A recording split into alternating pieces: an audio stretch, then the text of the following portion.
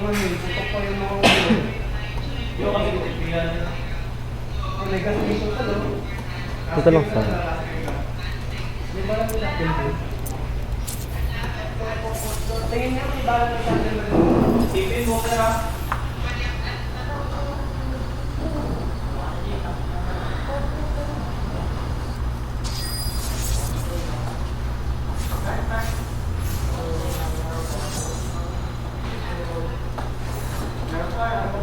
Gago, huwag kang ganyan, tanga. Yung sasakyan pala dito eh.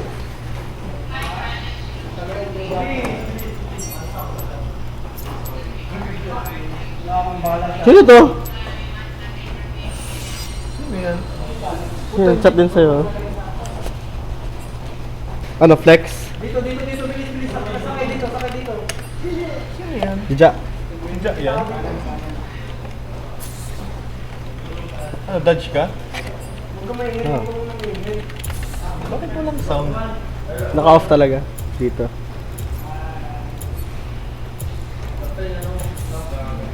Putang inang...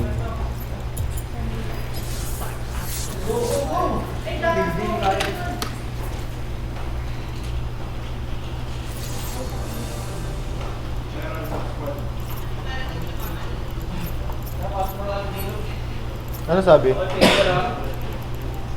Ano nga?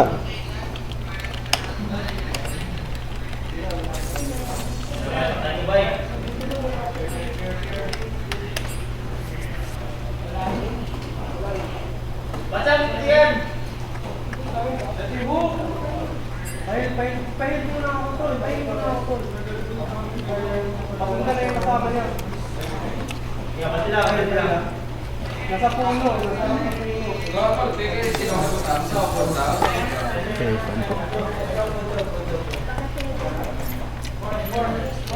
Tol, alis, tol.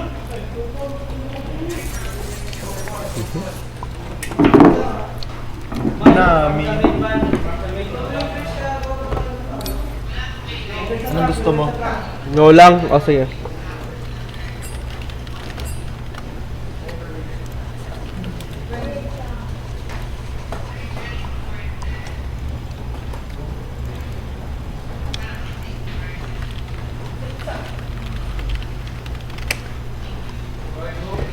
Long hill. Pengi ako hill. Di ba platuan ka na? Di ba platuan ka na? Let's go. Nakikinig mo pa yung sa puno. Pagka may na-live pag konti ko.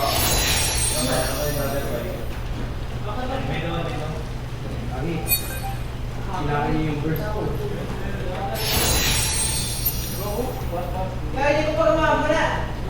Oh, bukas ko.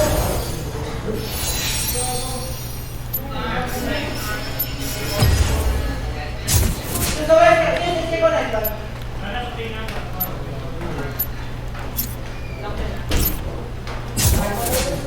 Kasama si Hero. Ay, ikaw pala yun, bobo. Tol, bahay muna tol. Bilis, tol. Tol, wala na akong buhay, tol. Bilis. Tingin ang medyo, pero.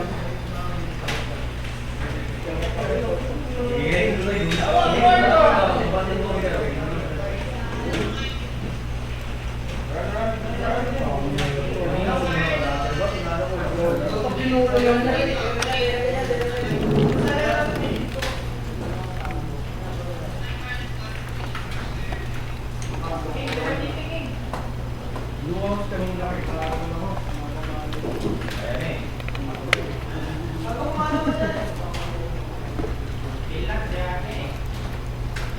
Nandun lang bro. Layo sa bilog eh. Binagsak ka natin bilog. Test.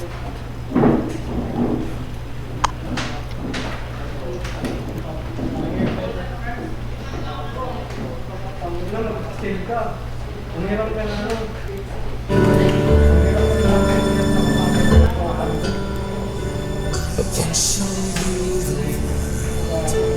Shining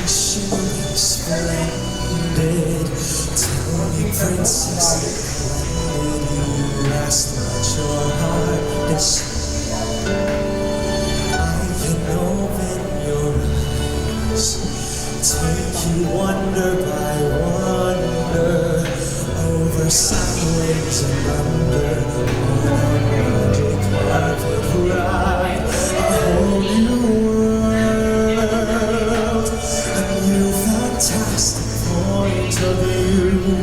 Want to tell us no of where to go or save your own dreaming.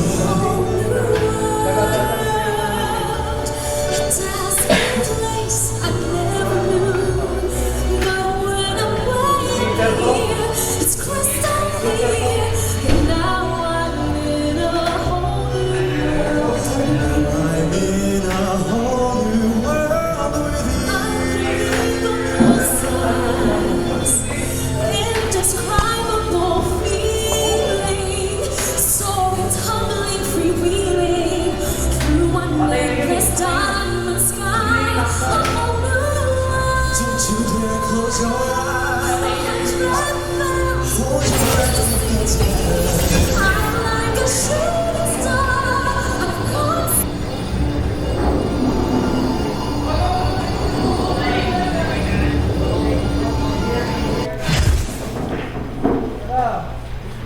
Ang weird guys. Tangin na, abot siya. Hindi mo na lang tayo. Hindi kami marami.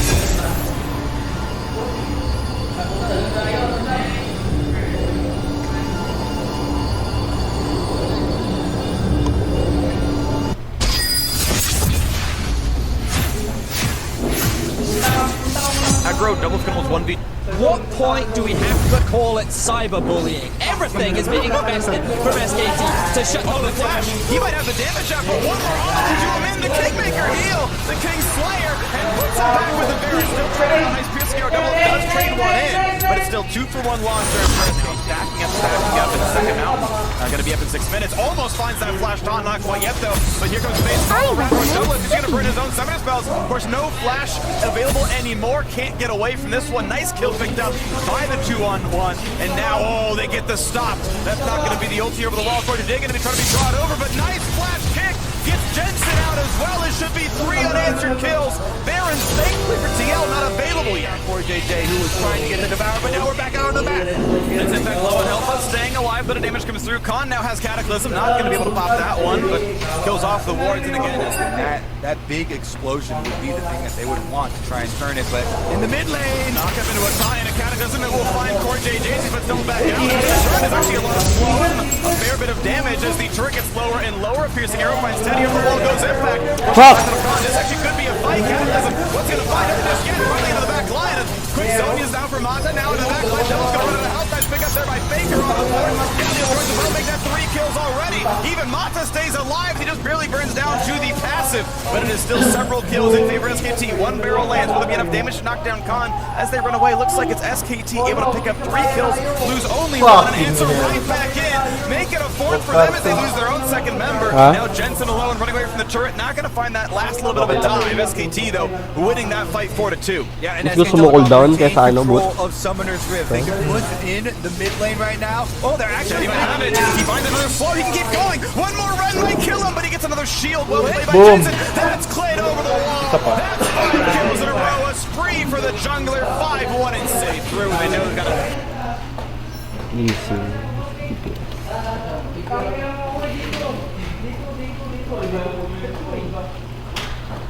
O baba ka.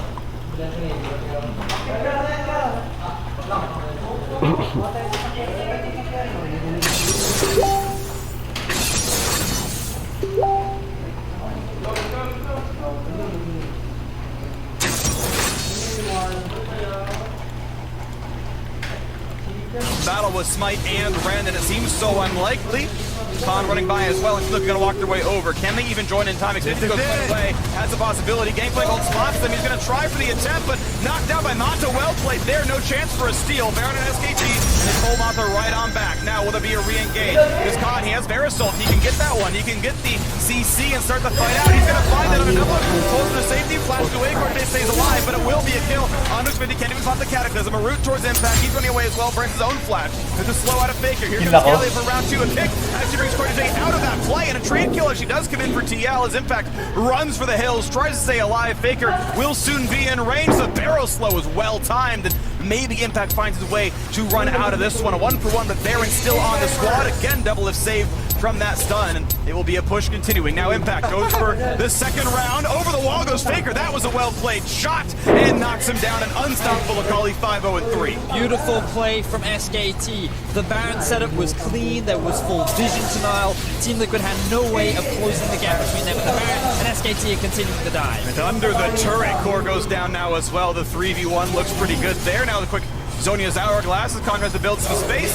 Jumps into the wall, flash doesn't matter. He's going to get the safety, gets 400 health back. Good potential challenge for those top two spotting. Getting a win against TL is definitely a big confidence boost that they need. Well, the flashless Khan could be a target. Doesn't have a good way out of this one. And now Galio shows up. Faker as well. Do they have the damage output? Is Cliff also in this play? And look at the damage output coming across. Trying to find something to do. Guardian Angel still there. The duck comes in, but not going to find a kill. Motha dead makes it a second kill for Team Liquid, but Faker could find his own second. Gets a third thanks to Clint, and they're just cleaning up now. That's the ace. That's a ton of kills for SKT, and they can lock it right into the base. Oh, it's fun to see Faker on the international stage. In third place right now, 3-2 to end the first round run. Go over the adjustments made by SK Telecom. After being on the receiving end of the fastest defeats in an international tournament.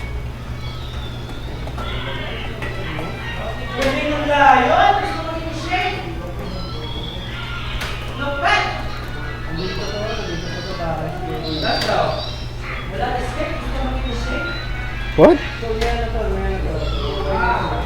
Why? Huh? Silence ko ba yan?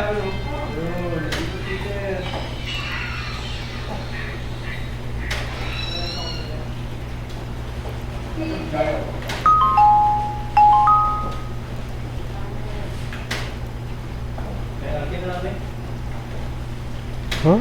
Wait ka?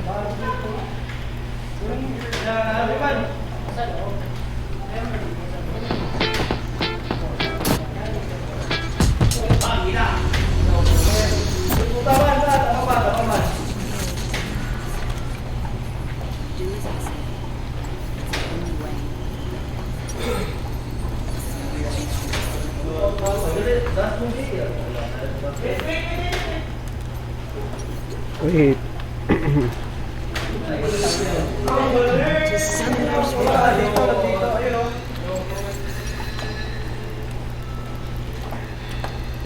Mau ka dyan. Abot ka dyan. Hindi yan naabot. Sabi mo eh.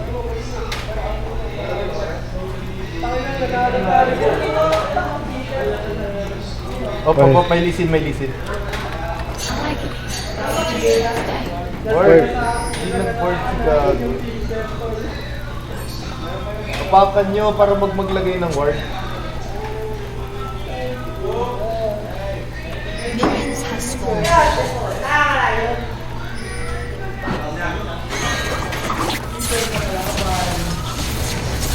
Heal! Night boy.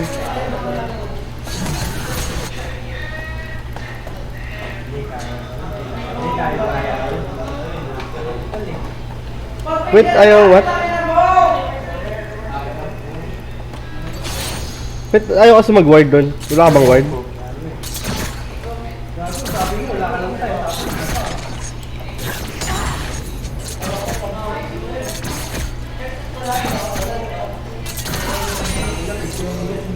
Nagtambay ang hayop.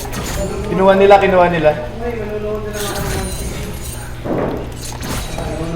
Okay lang yan, delayed na sila.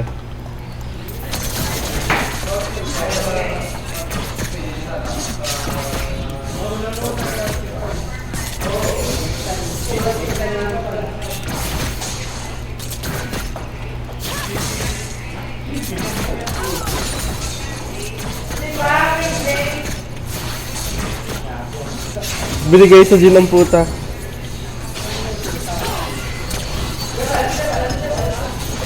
Binigay sa Jin ang puta. tilted yung Lee Sin dun, pre.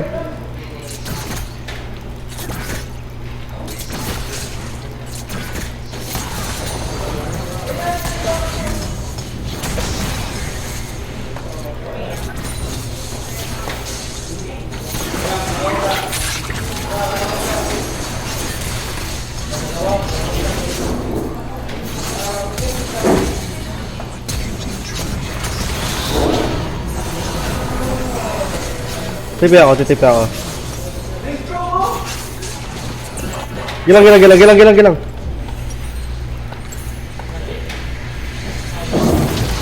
Push wave. Push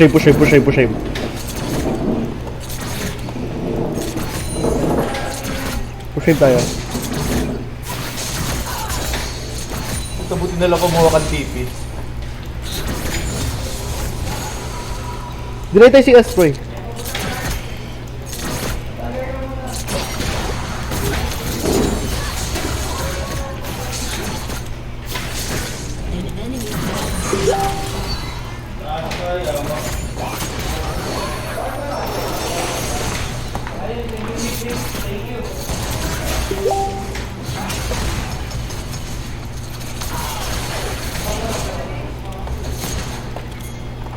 Bili ka na item. Men, ingat.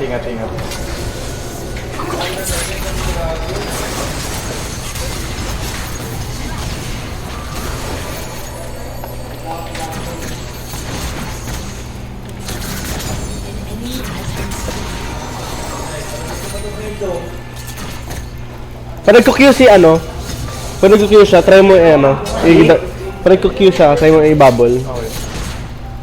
I mean, mabagal lang din lang siya gumagalaw eh.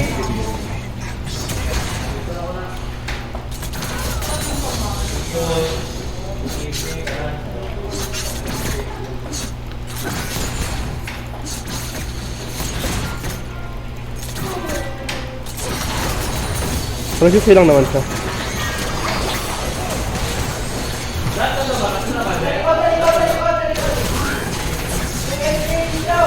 Heal.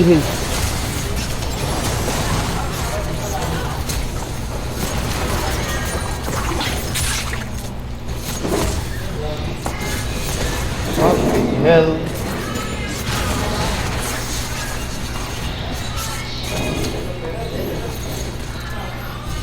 Hold down.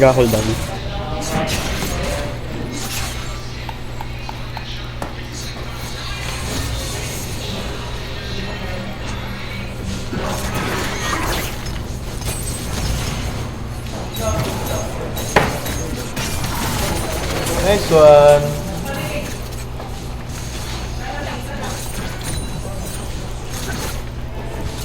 Warden mo.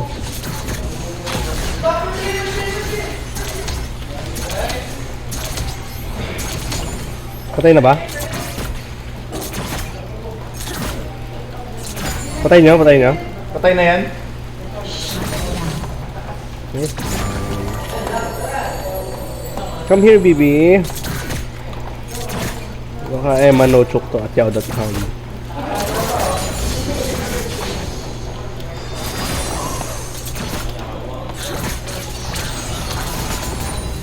Hey, puka ka plate doon. Ha? Doon. Sweet voice ka. CS din!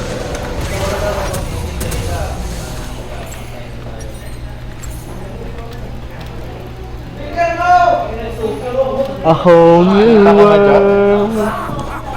Ja. Big voice ka din. On stream ka, by the way.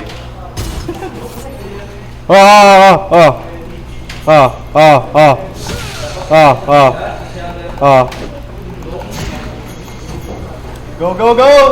Go!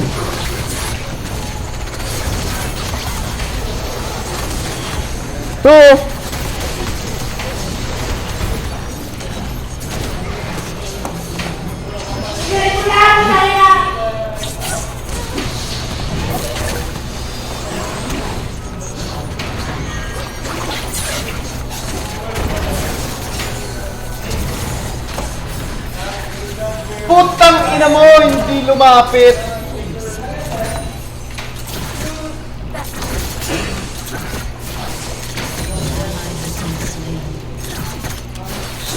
May nagadan, hindi ko sabihin. Baca yung buke, baca yung buke. Sabali ko ba? Too much is... Huwag mo na i-dish. Oh no, oh no. Naubos mo, no?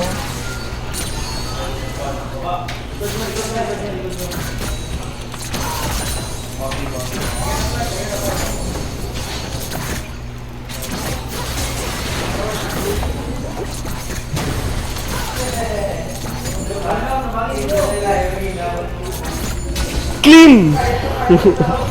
Aabot na ba yun? Men, ginolds nyo. Wait lang, narinig ko yung sarili ko. Nakaka-inlove. Ito nag-alstab pa nga yun.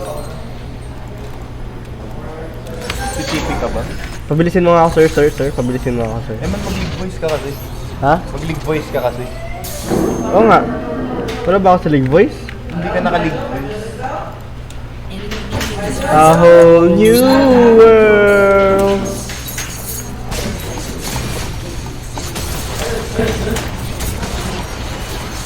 Puta, bumilis na dahil nag-reload ang hayop. Ganun talaga yun. I know, man. I know.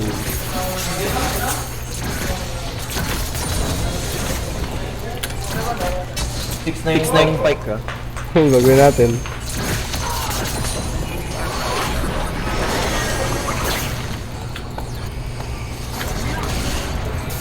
Ginagawa niyo, sir! Men. Asa yung jungle? Ewan ko.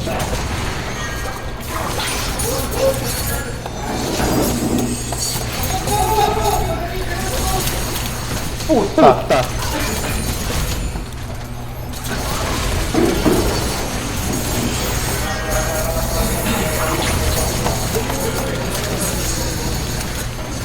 Silwa ka? Huwag ka kasing lumapit dun.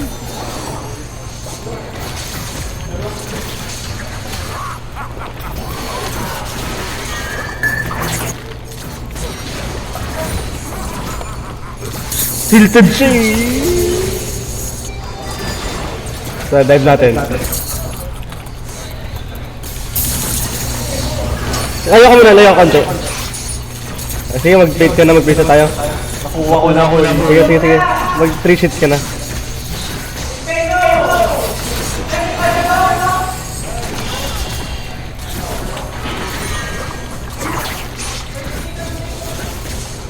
Tilted na siya, no? Ano? Tara, punya tayo.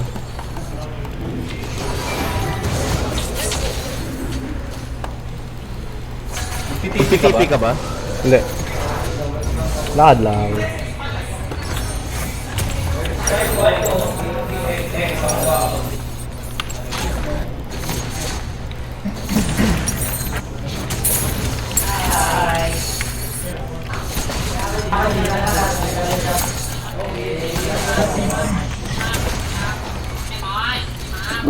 Yeah, top lane. Haggard. 3-0 na yan, boy. DR.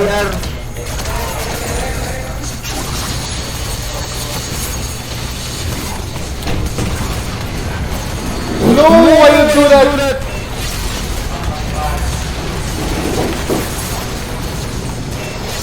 Ginagawa mo. Puta B! Triple kill! Di hinilong namin. Ang layo, men. Pupunta sa tugit-tugit ng pit. Ang layo ko pa. Okay, push agad.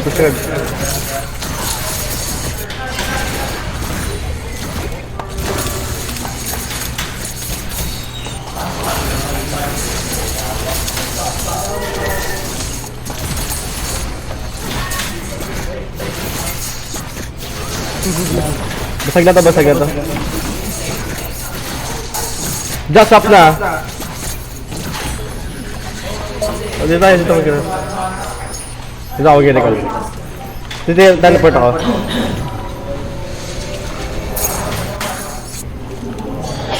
Bot ka na siya. Bilis na. ATP ako may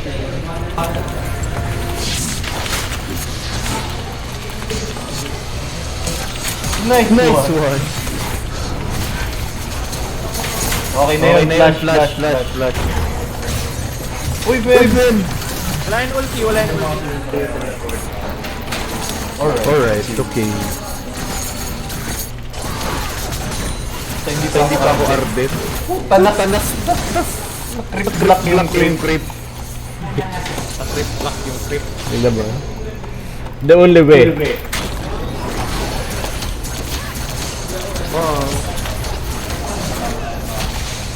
Tayo. May ka? Meron. Sige. Ina mo. Hindi mo na pala ako kailangan eh. Men. Kaya natin, no? There is a cannon here. There is a quad.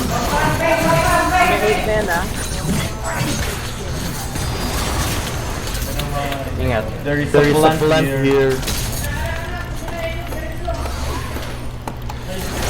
Fuck!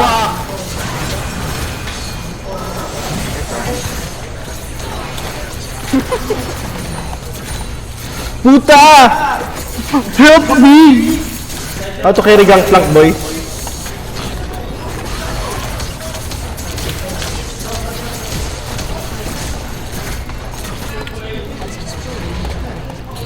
Puta me! Triple kill!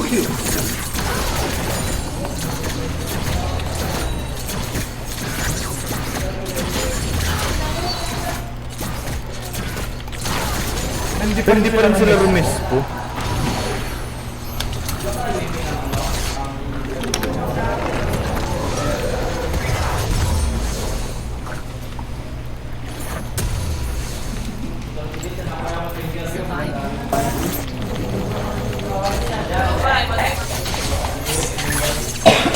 See this? I changed my build, boy. When you're ahead, you go AP, boy. Yeah.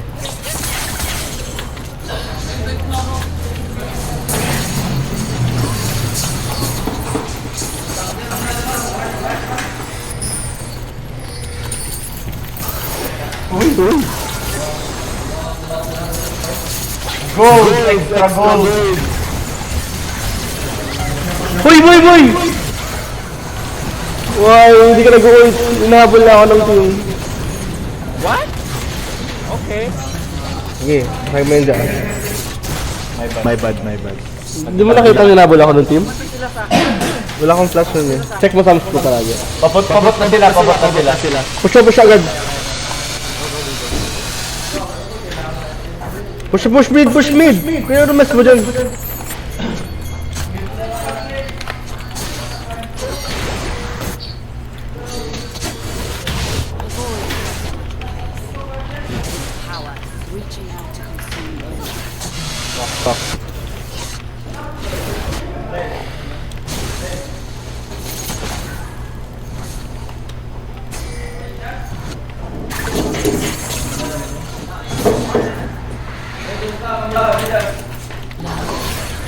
Hindi ko na-hit. Wala akong ult ha. Wala akong ult. Sige lang.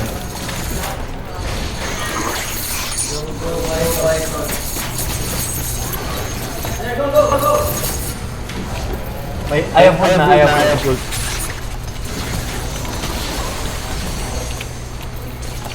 Dito silang lahat. Sige, di mo. Parado tayo pag ganyan. Stop, mababa na.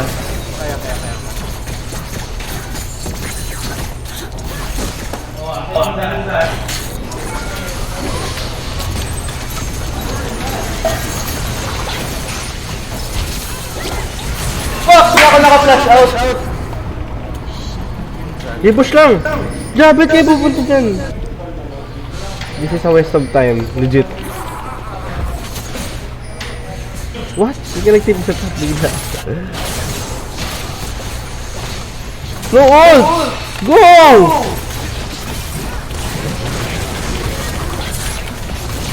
Wow, bumalik pa nga.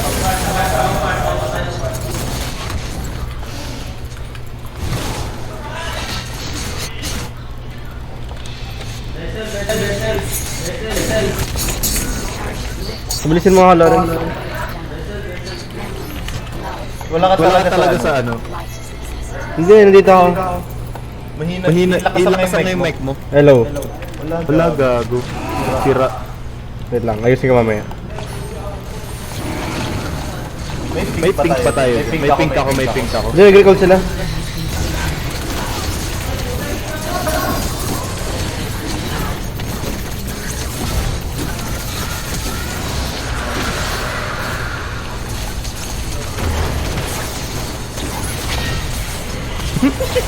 Help me!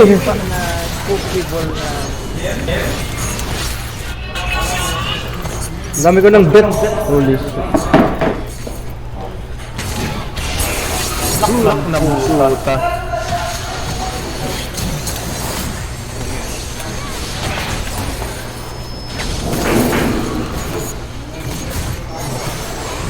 Tara, tara.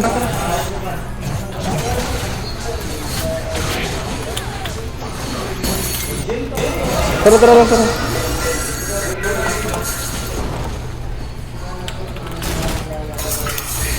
Push high. Gih.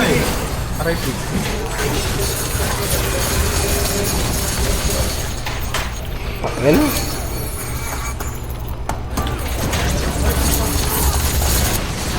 Men, wala ako I'm nowhere near you.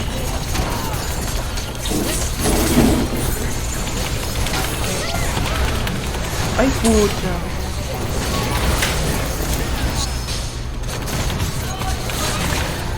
Fucking hell. Takin na naman.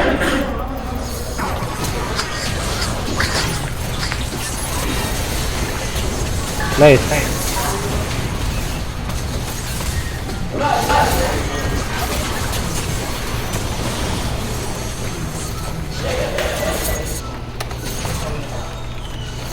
Throwing, boys. Ayusin ko na nga.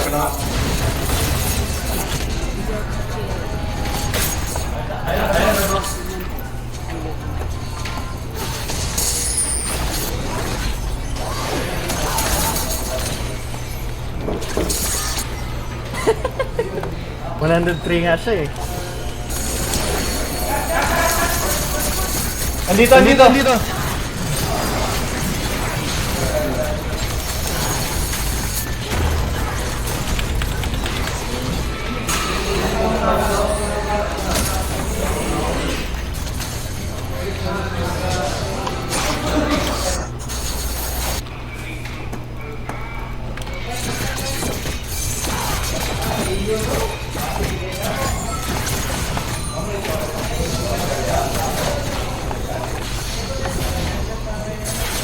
Hindi nagsisync yung ult with your ult. Basta pinapunta na ako mag-ult ka na.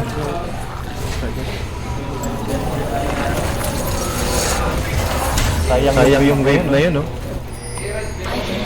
Wala, hindi naman nagana yung left. Protect. Bobo yun.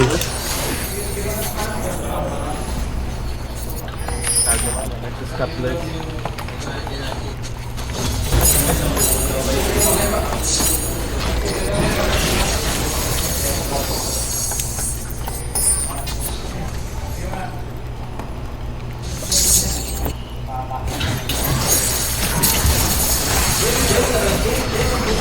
Fuck, ano yun? Tumigil na lang bigla.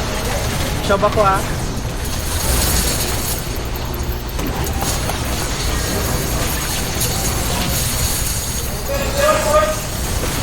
Stop na ako. Call nyo lang.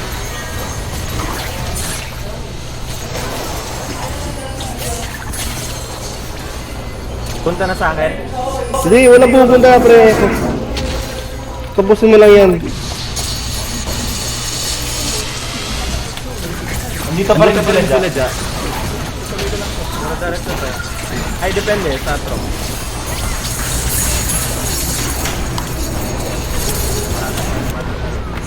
Paano nakakapunta yun ng invisible?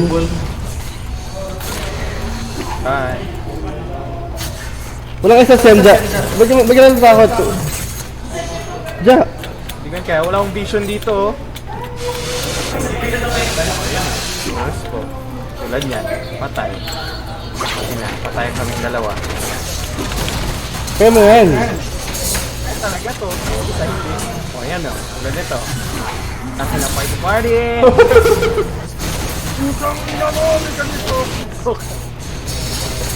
BR. BR, motherfuckers. Bilisan mo ako. Mata ka lang sa akin. Huwag ka tumingin sa iba.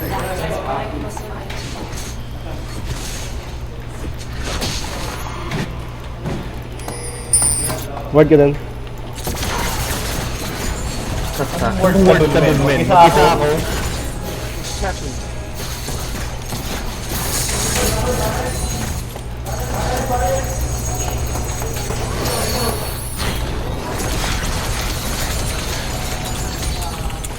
Kulog ka na baga pa di. Kanina pa. Wait lang. Ward ka dito.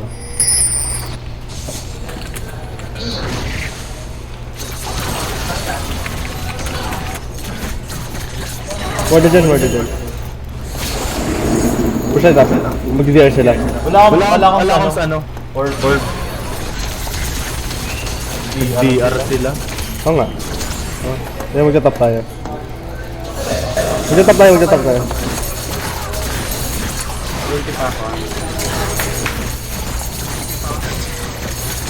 Tara. Inhibitor to.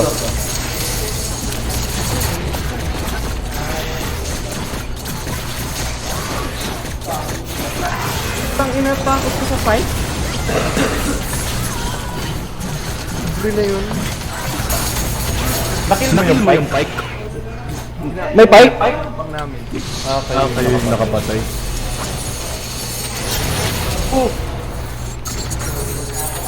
Nag-ano kami ng tawon. Hindi natin kaya yung ano?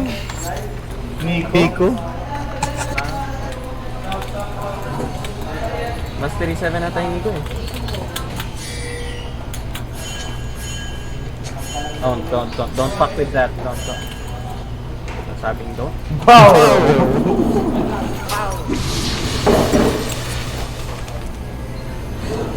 Lamang pa rin naman tayo sa push. Oh no! Nani? Ba't di ko kasi makita yung ano, Nico, puta. Yung puso. Madaan tap. Tagal ka ba mag-skill dyan? Tagal ka pa mag-skill? Sasanipa niya talaga. Ibig sabihin, walang kakampi yun doon.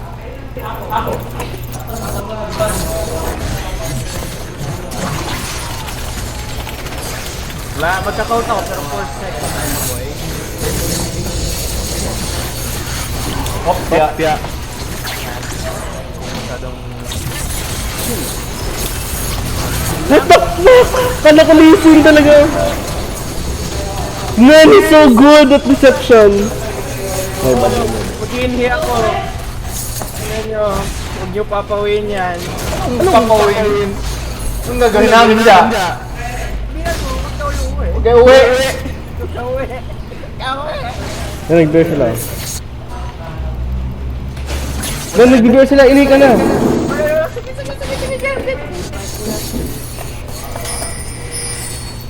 Sige, may teleport ako. Wavean mo. Lang one boy.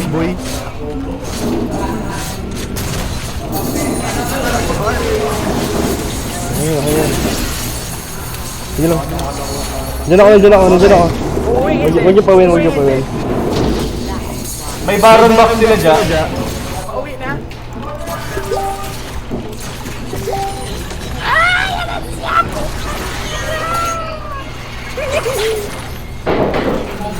Dyan sila. Marunong yung level. Oh my god. Yeah, dead. Push tayo.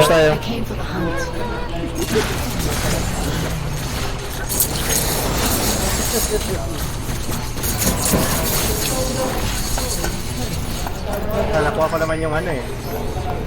Okay na yun. Ayoko nang umunahan.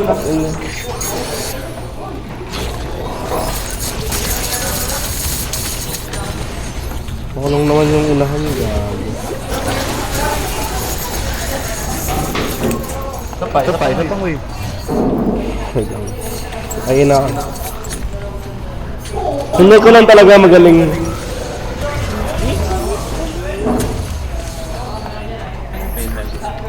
Putang kunan. Kunat pa sa akin, tangina. Sino? Nico. Nico Ramista. Yung Ramos natin. Nagdi-DR na po ang at Atrox.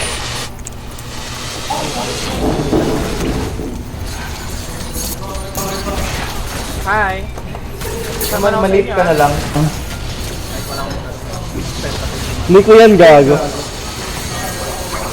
Magpalit ka na lang. Why though?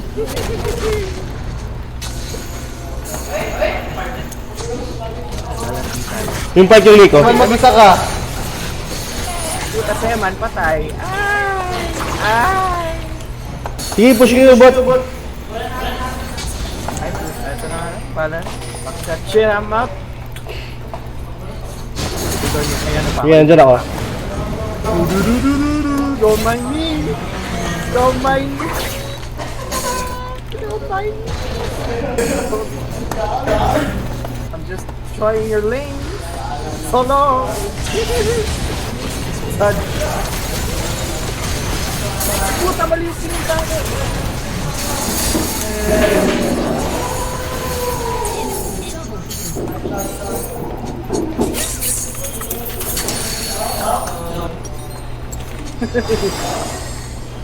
Tangina talaga ng Nico to.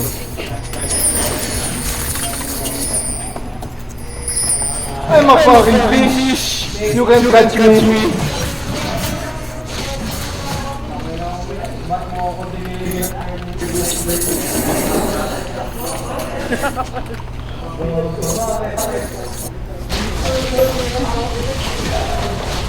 Wag pa indie. Puta, mali pa yung. Ilang laro. Meanwhile,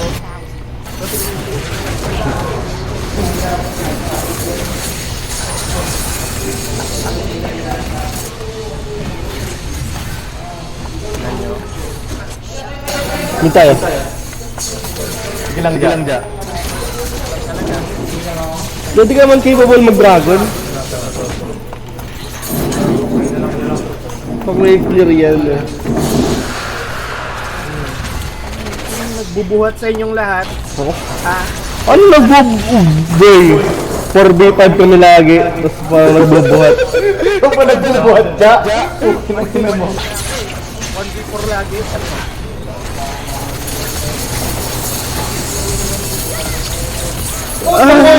Boy! Sakit talaga. Nahanap. Patay ng papatay. Huwag yung papawin ha. Patagalin yung laban. Tapos ikaw magbubuhat, wow! Sino na wasak ng Torre? Mananalo ka ba sa kills o sa Torre? Kaya na oh.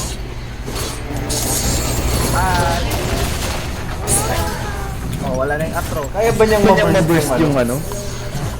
Gusto stress na ako. Putang mo. Fucking Nico! Chubeo. Wala ko kay Chubeo.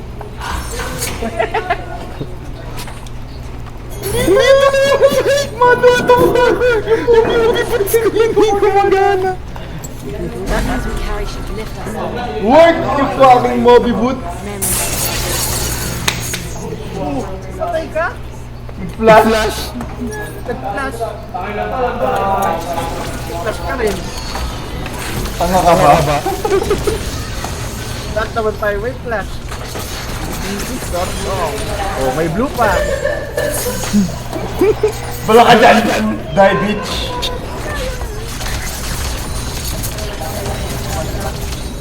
Ito ba yan? Hindi to! Gagawin mo dyan. Patay, wala na. Wala na. Bad. Sa ako para kayo.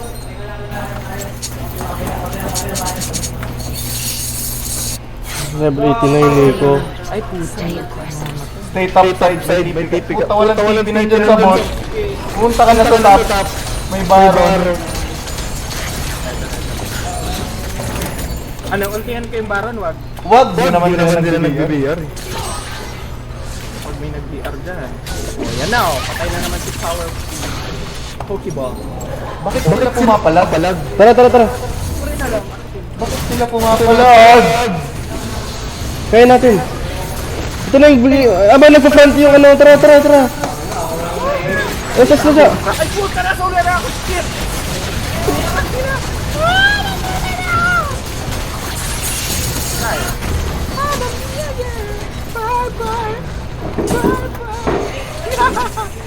Still have a fucking... Ina na, na ako. May Nico pa tayong problema. Tara, buhay na tayo. Simulan na Wag natin. Oo.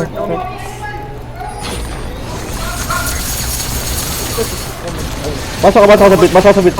Ha?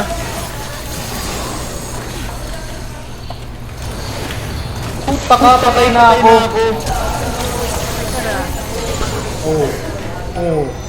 Gawa mo, ba't ka natatakot? Ba't ako matatakot? Tanga ka ba?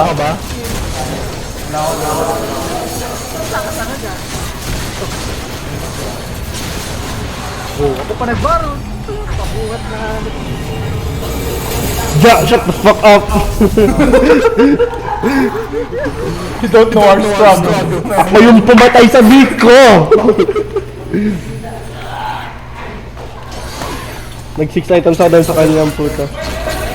Lord Dominic? O Mortal Reminder? Ba't ka mag-Lord Dominic? Di ka naman sumasama. Hindi ka nga. Lord Dominic? Basta mabuhay ka lang sa Nico. Sa ano? Ayun. Sa ako. Go. Fuck, andito yung fight. Let's go. Okay, tutunan ko yung pin ako. Nagawin yung laban. Listen to my heart. Ja, sino nagbubuhat Ja? Sino nagtutulak? Tulak ka ng drogi. Oh, pupush kami. Ako complete dyan. Parang ikaw na lahat, pari. Wondering Nico ah.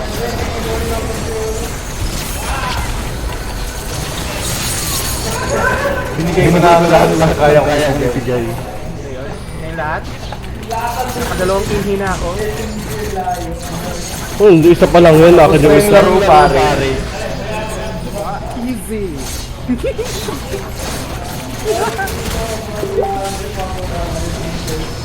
Umalik ang hayop mo, Bobo.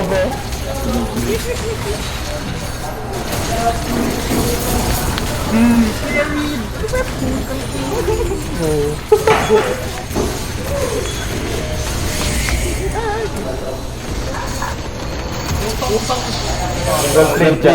Well played. Big segues.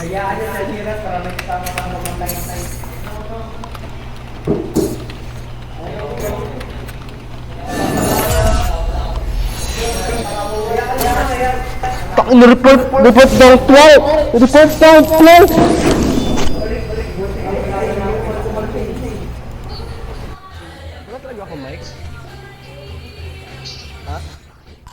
Wala ko mic? Diyan mo ako. Hindi kita marinig. Baka nakamute ako dito. Magkatabi kayo, di nyo narinig isa't isa. Naka-earphones ako, boy. Na-promote ako na hayop. Wow! Hindi ka naman nakamute, gago. Ayan, nakamute ka na. Hello.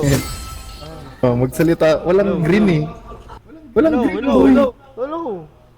Ayan, okay. That's right.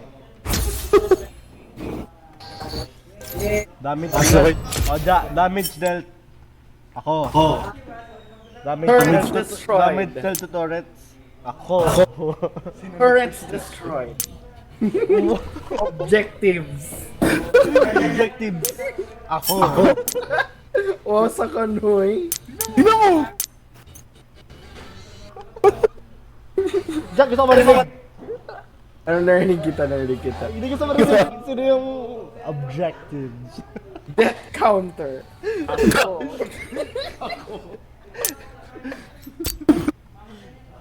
Inan. Gold 1 tuloy ako. Sabi mo, wait lang. Sige mo. Diyan. BRB. Oh, sige, go lang. Ano ba si Balira? Ano? Go? Nag-ano ba? Hindi, you go.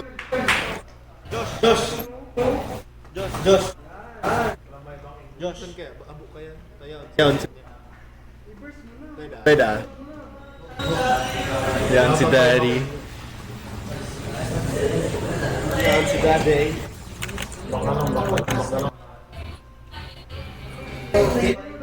Pwede niwala kay Josh?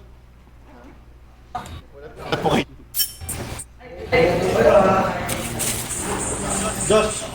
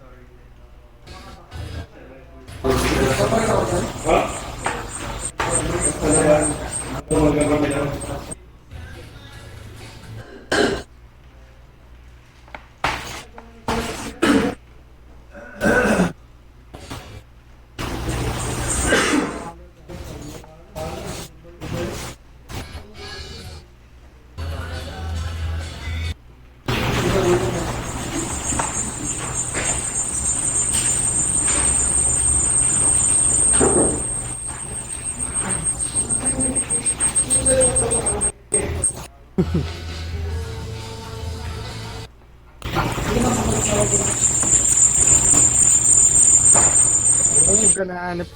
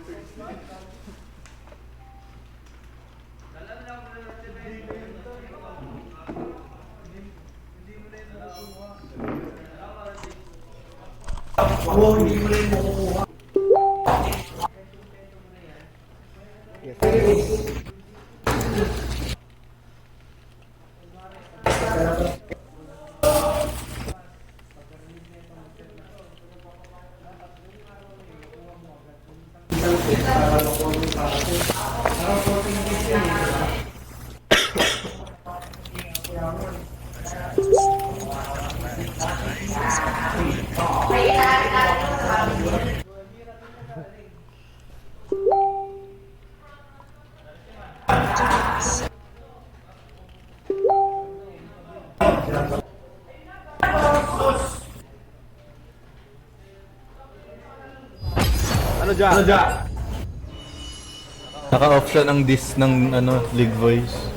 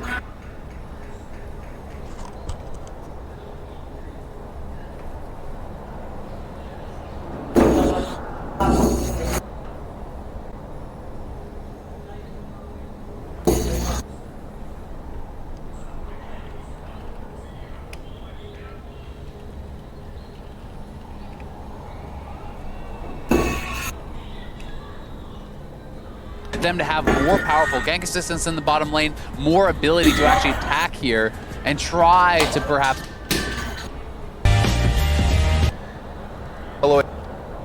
With this Kalista, with this Sylas, things are very, very scary for the side of the Flash Wolves, who have almost immediately lost their tier 3 mid turret. SKT only playing 2 lanes. They want to play both lanes in range of Galio ult, so because of that, playing these 2 lanes, trying to force forward and get minimum 2 inhibitors.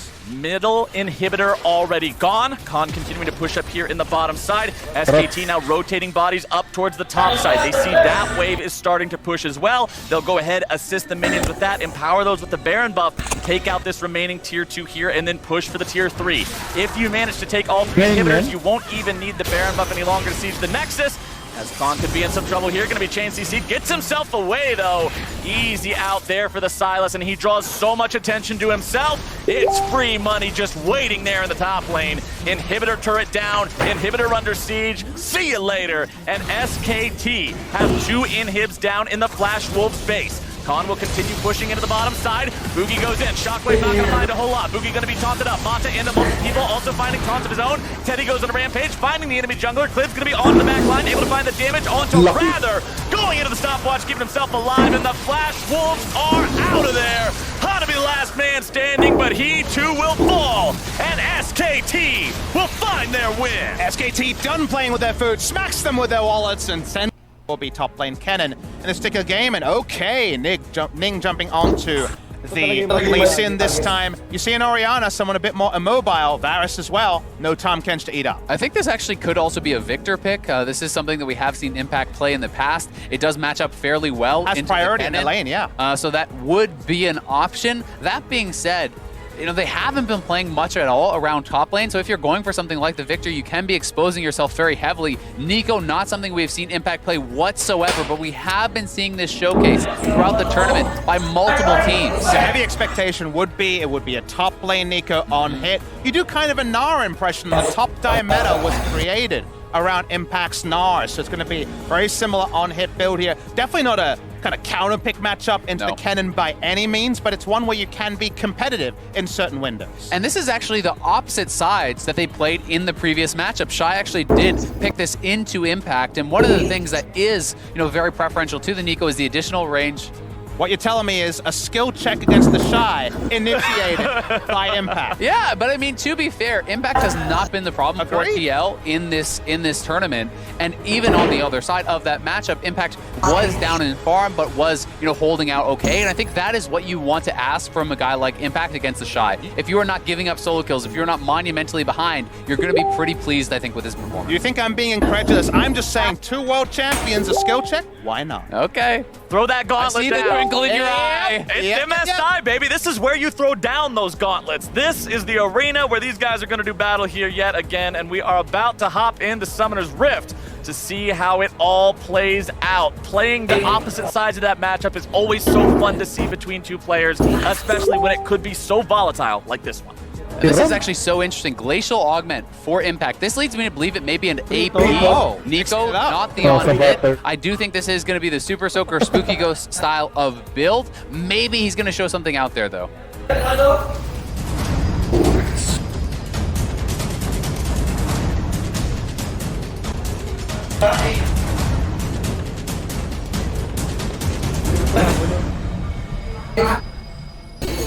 As we make our way on to Summoner's Rift, I want to continue the conversation that you brought up right before we transitioned in, Azael, because the Glacial Augment, the idea of the AP Nico over the on-hit, I actually personally like this for Team Liquid because on-hit Nico depends so much on having that side lane control, so much on being able to have that priority. If she doesn't have it, she's a big caster minion. And being able to have the AP, the opportunity for the big Pop Blossom in a team fight, I think gives Liquid more avenues to play with. And that's more their style. This is almost more the Kennen cosplay where you're trying to push outside blades and then come for that big team fight, look for the big AoE ultimate. And I do think that is more where a player like Impact has often succeeded. So I'm going to be very interested to see how he's going to perform. And also against Shy, who has taken very lane-focused runes. Airy, as well as Taste for Blood and Scorch. That is about as lane-focused as you get on Kennen. And matchup-wise, when we first saw this matchup, as you guys mentioned, in the reverse case in the first round robin between Team Liquid and Invictus Gaming, I thought it would be AP top lane Nico, because if you think about why to run the Nico into Kennen and where Kennen struggles, the reason why something like Victor hurts is because Victor can wave clear and push from range. That's what AP Nico can do. You don't have to get in for those third hit auto attacks.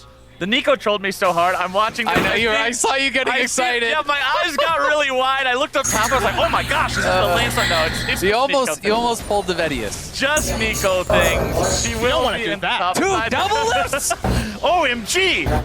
But it is Nico topside, of course. Balon here in the bottom side. Walking through the river there. CoreJJ and Doublelift not going to step up and try to contest that one. JackeyLove and Balon on the Lovers duo there in the bottom lane. We've seen them play this duo plenty of times before, and they are very adept at it. Ward placed down by IG on the Team Liquid red buff. We'll see Xmithy there. Yeah, Deep Vision on this path will actually reveal that a 3-buff potential is possible for IG if they want it, because this path is very much walls into red, into the Krugs up top for quick level 3. So that's what's been revealed. So that's both Kennen with the expectation of a gank soon, and Ning knowing he can just take an enemy blue buff if he wants it. Ning moving towards that, but looks like he's going to take a pit stop here for the Scuttle Crab first.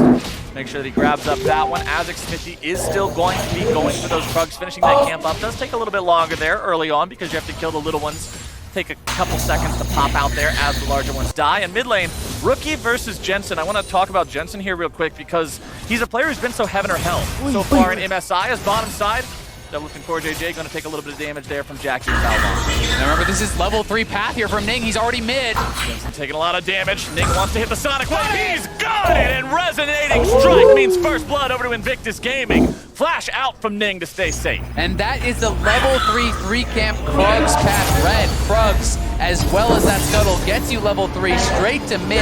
And the smite Q there onto Jensen. Meanwhile, bottom side, the knockup comes through. Doublelift in some trouble. One more auto attack should do it, and Balon finds the kill, dashing back to the safety of JackeyLove. And IG already asserting their dominance. 2v2 kill on the bottom side. First blood in the mid lane things looking grim already here for Liquid. And this is the tragedy for Team Liquid. So many people looked at this team, but let's look at the mid lane here yet again and see how Ning did. Exactly, Ning had options. He could have gone for a blue suit. Instead, Yeah, as you boy. mentioned, the smite onto the caster minion to guarantee the Q. But in the bot lane, this is just a pure 2v2. Ban mo nga, Nico. The shield there, the door was being held, but wasn't quite strong enough. They got damage past it, and now more brawling. Bottom side, Xmithy's trying to make a play on the Invictus Gaming bottom lane, but now with TP coming in, Xmithy could be in some trouble. Rookie made his way into the fight, able to find the Rune Prison down onto the TL jungler. Flash out is not enough. And Team Liquid will find their third death this game. IG dominating this early game. Yeah,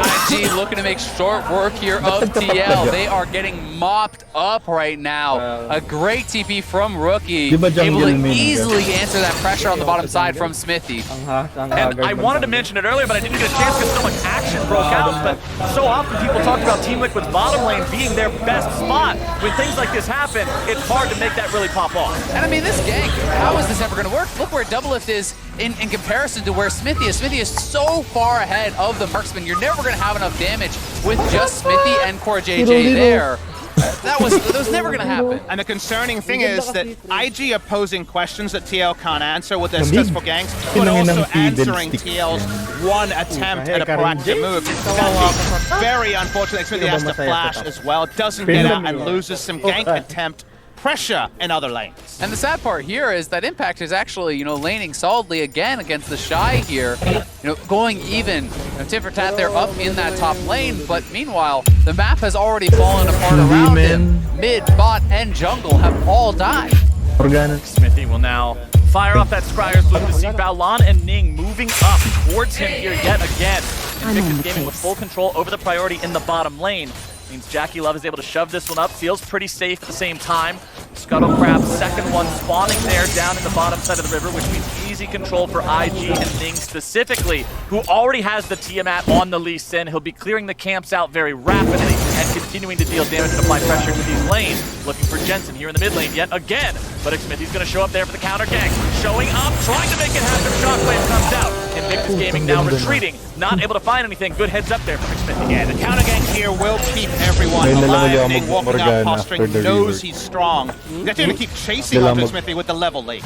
Yeah, exactly. You can chase after this guy knowing you have not only the level lead, but a significant gold lead. The early Tiamat going to give a lot of power here to Ning. Yeah, that means a lot. Remember when you're looking at jungle itemization, the jungle item without the jewel in it doesn't do anything against players. Ning could be in some trouble here, though. Finds the Dragon's Rage onto Xmithy. Going to be keeping him away with that one. Trying to stay alive and he'll get over the wall, but not in time to evade the auto attack coming out from Jensen. That'll make it a 1-for-1 trade there as Rookie takes the blast cone to get himself away. But he could be caught between Impact and Jensen. Instead, he manages to navigate the fog and get himself to safety. Still, TL will be happy to take that one. That's a shutdown and a blue buff onto Jensen in a 1-for-1 trade. Yes, Jensen lost some farm to the turret, but certainly from a disadvantage, you will be happy about this one. And here it is again, Ning trying to flex on Smithy here. He is the level up. The Unburrow was on point from Smithy, denying the Q damage though. And Rookie tries to take a super direct path to get that first kill, but by the time they get it, it's already in 1-for-1 territory as the Clockwork wind-up order over the wall will answer it. Bot lane, despite the kill, CS is going to be even for now between Doublelift and Jackie. But just zooming out a little bit and talk about how this early game has gone, one thing I want to posit that talks about the difference between these two teams is that when you see things like Nick, who, like we were alluding at the time, could have taken a free blue and gotten out and gone for a 3 buff in North America and in the LCK, you take that because it's guaranteed. You know there's no chance of being contested. But that's not how you play. And that's how not Invictus Gaming plays at this pace. They go for the gank that requires a skill expression, the 70% play, instead of 100% blue buff. And that's the innate difference between some reasons. And that is the most special thing I think about IG, is that they are always willing to take that skill test. And they are going to come out on top 9 times out of 10 in those.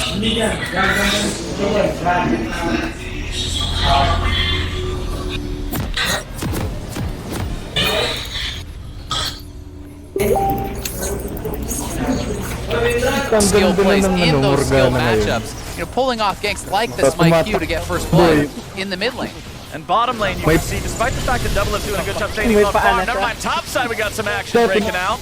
The Shy Pop and the ulti, Impact going to be doing the same. They both come out about equally worse for wear, but Ning recognizes the opportunity to go for the Infernal Drake here. He can solo this one down rather effectively. Balon will rotate over just to make sure there's not any sort of trouble brewing, and that's Infernal over to the side of IG. The thing about skill test, Azael, is that what's left for the person that loses it is definitely going to be a lot of emotive feelings, but also summoners that can be returned to for a damn long time. And that's just been the way that China love to roll, and it's something that G2 have definitely taken a nod.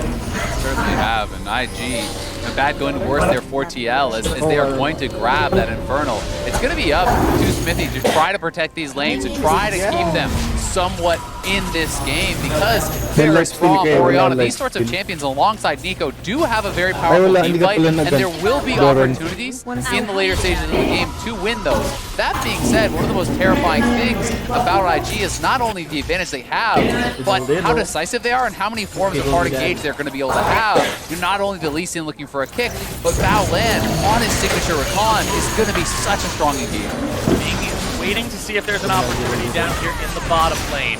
JJ and Doublelift will shove that out, but instead they're just going to back away. They don't want to force anything any deeper. There's a ward behind them just outside of the range of their turret that keeps an eye on where they're at. Balon and Ning still both hanging around, giving the illusion it's only Jackie Love here. Teleport not available on either IG solo laners to get involved in one of these fights if they break out, but Rookie will still be up. Sort of thing that is keep 100% uptime on, and it gives you options when those teleports are back right now, like you mentioned, Flowers. Not going to be able to be exploited, definitely not going to be able to pass around the Rip Herald very, very shortly. Blue buff transfer, a little bit of normalcy. Again, the CS totals don't really tell the story of this game just yet. Damage has been done, but it's not mortal on Team Liquid at 10 minutes. No, they will certainly have their shots in this game, and the fact that the pace has somewhat slowed down, I think, does help them out in that regard. IG has not taken those early kills and completely run things over. Good job there from Rookie. Interrupting Jensen's back. He was standing on top of the zombie port. Rookie sees the disrespect in that one, wants to make it a little bit more inconvenient for him to go back and make that purchase and step up. Continue trying to clear out the wave. Smithy waiting over the wall.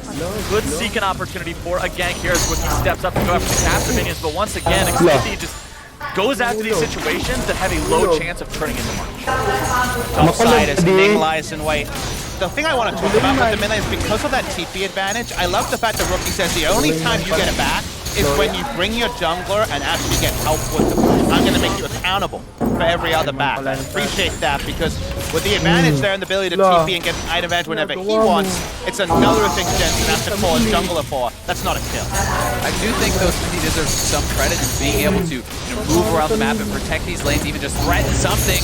On the mid lane, Jensen's able to get a turret shot onto Rookie with a well-played shockwave, but considering he's almost out of mana, doesn't want to continue this fight any longer right now. Rookie gets himself away, and both are going to be hurt pretty bad after that one. Yeah, and Jensen will be able to push this up because he has that blue buff. He will regen his mana back and be able to stay relevant here. This is a cannon wave, so Rookie's just going to TP back in. But Ning is already there. He's able to make the flash into the Sonic Wave, resonating strike. Jensen with a flash of his own is going to stay alive. Yeah, the barrier there just barely keeping Jensen alive. Command Protect plus barrier, as well as the trade of summoners, does keep him alive, but you can see the damage Ning is putting out. That is a completed warrior, plus the Tiamat this early on. This Lee Sin is here to play. IG aren't happy enough with potentially being the first team to go 10-0 in groups. They want to go for another title, the cleanest Lee Sin. For Ning is getting close. He's definitely putting some thoughts out there. Jensen TP's the second turret, just for safety. Exactly. That is showing how scared you are of a potential dive.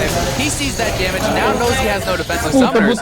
You're not going to mess around with that. If you TP all the way in and get flash rooted into another Lee Sin gang, you are toast. Nice uptime. He's got the stopwatch and the Luden's done, so at least now he has a bit of safety, even if it's not the flash.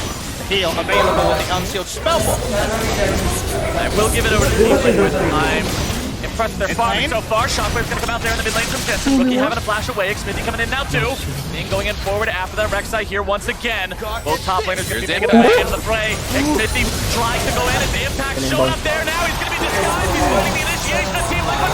So many kills. A double kill over to the top laner. Double is gonna clean up one on the Ning as well, and 4 are dead on the side of Invictus Gaming. Impact makes the robe and finds the Miracle ultimate there, hitting 4 members of IG with the Pop Blossom, and they're gonna get the Rift Herald too. This is exactly why we said the AP style seems to fit Impact more. Come in, join us for the team fights, don't worry about that solo lane split push domination as much, and he shows exactly why it can work. Awesome play coming out from him. Absolutely, the boom shakalaka moment when we hit the replay is going to be so cool to watch. He didn't have a teleport, that was just a good old honest throw, but the timing is what made it oh so effective. And all of a sudden now, TL sitting slightly ahead of gold. They have the Rift Herald. This game moving back to normalcy, and this is something that TL fans have been waiting for. An honest shot at a mid and late game against these top teams. And here it is one more time, Smithy with the well-timed Unfurrow. But you can see Impact in his Smithy cosplay moving down, Flash ultimate. Now they wouldn't have been surprised there was Smithy on the screen, but the flash and assertiveness that the AP Nico provided was important. That was a huge amount of momentum swing with what was causing the potential for this to be just another IG match ball. Yeah, and you know, it is such a nice play from Impact there, and that does show up some of the potential AoE that they can get going in these team fights. He has the Hextech GLP. He will be building towards the Spooky Ghost that is going to help him land that initial CC to try to set up a team fight. But the thing about AP Nico and burst comps that we've seen this tournament, they often haven't worked because the full once, yep, that definitely worked, but twice, 3 times, you don't need another 2 of those to ravage a team fight. So we'll wait and see if TL can recreate it after surprising IG. Quick use of the Herald after securing it there in the bottom lane for Team Liquid. They recognize IG was back. This is their chance to make sure they get the charge off from Shelly, put some damage onto the turret. Plates have already fallen. We're 15 minutes into the game, so no extra gold to be acquired there. Team Liquid will have to back away. And no extra gold, and Rookie and Ning in the area. They had been ported out, so if they were to go forward, the Realm Warp plus that Lee Sin coming in was a possibility that TL certainly had to respect. It looks like a lazy Rift Herald, but actually if you remove the turret playtime, and look how they had deep vision, as you can see on the mini-map, very deep onto this side. This reminds me of an old school Rift Herald, where you know it's going to get a charge, where you have both the tremor sense and deep vision to see any potential rotations, and they do get the turret after all.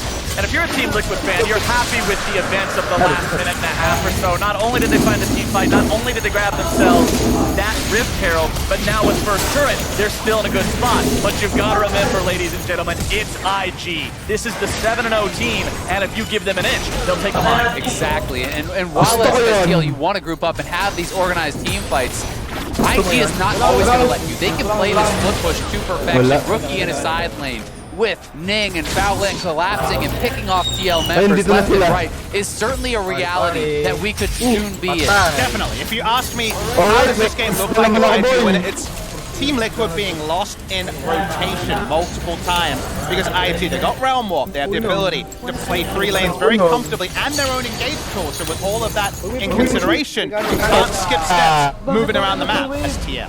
And that's another reason why I think that the Rek'Sai is such a critical pick for TL. It's not only the early game pressure, it's the ability of the Prey Seeker to check bushes, it's the ability of the Tremor Sense to track movement and have a better shot on the side of TL of not getting picked off by these incredible players who can find you slipping at a moment's notice. And I was specifically in watching it Jensen because this Orianna has so often been caught in rotation during MSI 2019 and play-ins. You need to be ushered forward. Xmithie being the bodyguard for the Ori, it's not a half bad. Xmithie moving up in the top side river here. They have a lot of Team Liquid members nearby, so they're not too afraid just yet. Impact making his way up towards the top half of the map now as well. 17 minutes in, Rift Herald's already been taken, still no Baron to fight over. Liquid see the opportunity to make things happen onto what's left of the tier 1 turret here of Invictus Gaming. Impact moving up into the jungle, clearing out one of those control wards. IG, one little extra thing to think about while that mid lane is down. Again, a very ordered play. They were staying towards the bot side where they already had the map cleared up. Nice stuff so far. Again, very DNGS. It's more JJ element in games like this, trying to make it as square as possible. And to their credit, Team Liquid at 17 minutes, slender gold lead, and IG for now, leads despite being off the lead all tournament. And look at the bottom part of the map right now. You can see that Team Liquid wants Impact to continue pushing there in the bottom lane. They've got wards set up for him in the Krug camp, on the back part of the red buff, in that tri-brush as well. They want us to use head down, and right now it's Rookie looking to make a play with the Realm Warp. Impact could be in some trouble here, goes into Pop Blossom, but the damage is true! Impact tries to get himself away, but he's going to be cut down by the shot. Absolutely nice play with the Realm Walk. That stiffens in Ori and Rise. Rise can make those plays himself. Had the flash to go over the wall, but I think quickly understood that with the timing and the Rune Prison, he wasn't getting away with it, so holds onto the flash for another big play. Yeah, and you can see Rookie was anticipating it. Phase Rush was already procced. He was waiting to run around behind him as well, so I do think it's a good hold on the flash there from Impact, but this is the way IG will get control back of this game, that they can certainly crush through TL, but for the side of TL, this is comfort across the board here. You know, when you're looking at a side lane for Impact who can push out, then join for the team fights. You're looking at a solid team fighting mid and bot lane, and you're looking at this jungler who can help you control and play around Vision. The one thing I like about watching Rookie, about watching IG, not only is he an incredibly talented player, but he's willing to play for the team, make these rotations, and collapse to set everybody up. And it's a very important thing for them to do, because what I'm looking for from IG in this perspective right now is to set up more scenarios where this makes sense. Notice that was with Kimiko pushing into an inner turret on enemy territory. You can also invade with all your playmaking, get down deep vision, and go for a TP player. And now this is about the Infernal, but Doublelift is going to have to TP down to join the team fight. Team already has the inside track on this, and we'll see if TL wants to challenge, because this will be a potential double Infernal advantage for IG. This would be a play with big team fighting ultimates coming in. The Shy is over the wall. He has Flash and Slicing Maelstrom ready to go. IG already securing the Infernal Drake. Take the opportunity to back themselves away. They don't want to force a needless fight. Yeah, this is a scrappy team, but they already got what they came for. And that is such a big deal there for IG. They have helped to secure the late game for themselves with these 3 dragons that they have. Yes, the gold is pretty close, but double Infernal plus the Mountain Dragon, not only is that helping you take the Baron, the amount of extra burst coming through when you are building damage across the board here is going to be very, very valuable. You can see Rookie and Ning potentially looking for a chance to Realm Warp on top of Impact there yet again. They are going to be spotted out by the control ward, so that one won't succeed this time around. Meanwhile, Team Liquid recognize the opportunity outside of the IG jungle towards their own and provide some cover for Doublelift as he pushes. And one thing to remember as the game goes on is that the Shy and Rookie can go to one lane. For example, the only TP lane, Impact, and go for a piggyback gank where you both attack one person and then both teleport to be at a Baron fight. That's a unique advantage with the Summoner spell to keep track of as the game goes on. Yeah, it certainly is. For Jensen, I mean, he does have that teleport with the Summoner Spellbook, but you are not a split pusher on the Orianna. At most, you are an answer the wave, rejoin the team. And every time you do that, that rotation that you have to make between the lanes leaves you vulnerable to be getting collapsed on, to be getting Realm Warped on by these players and picked off.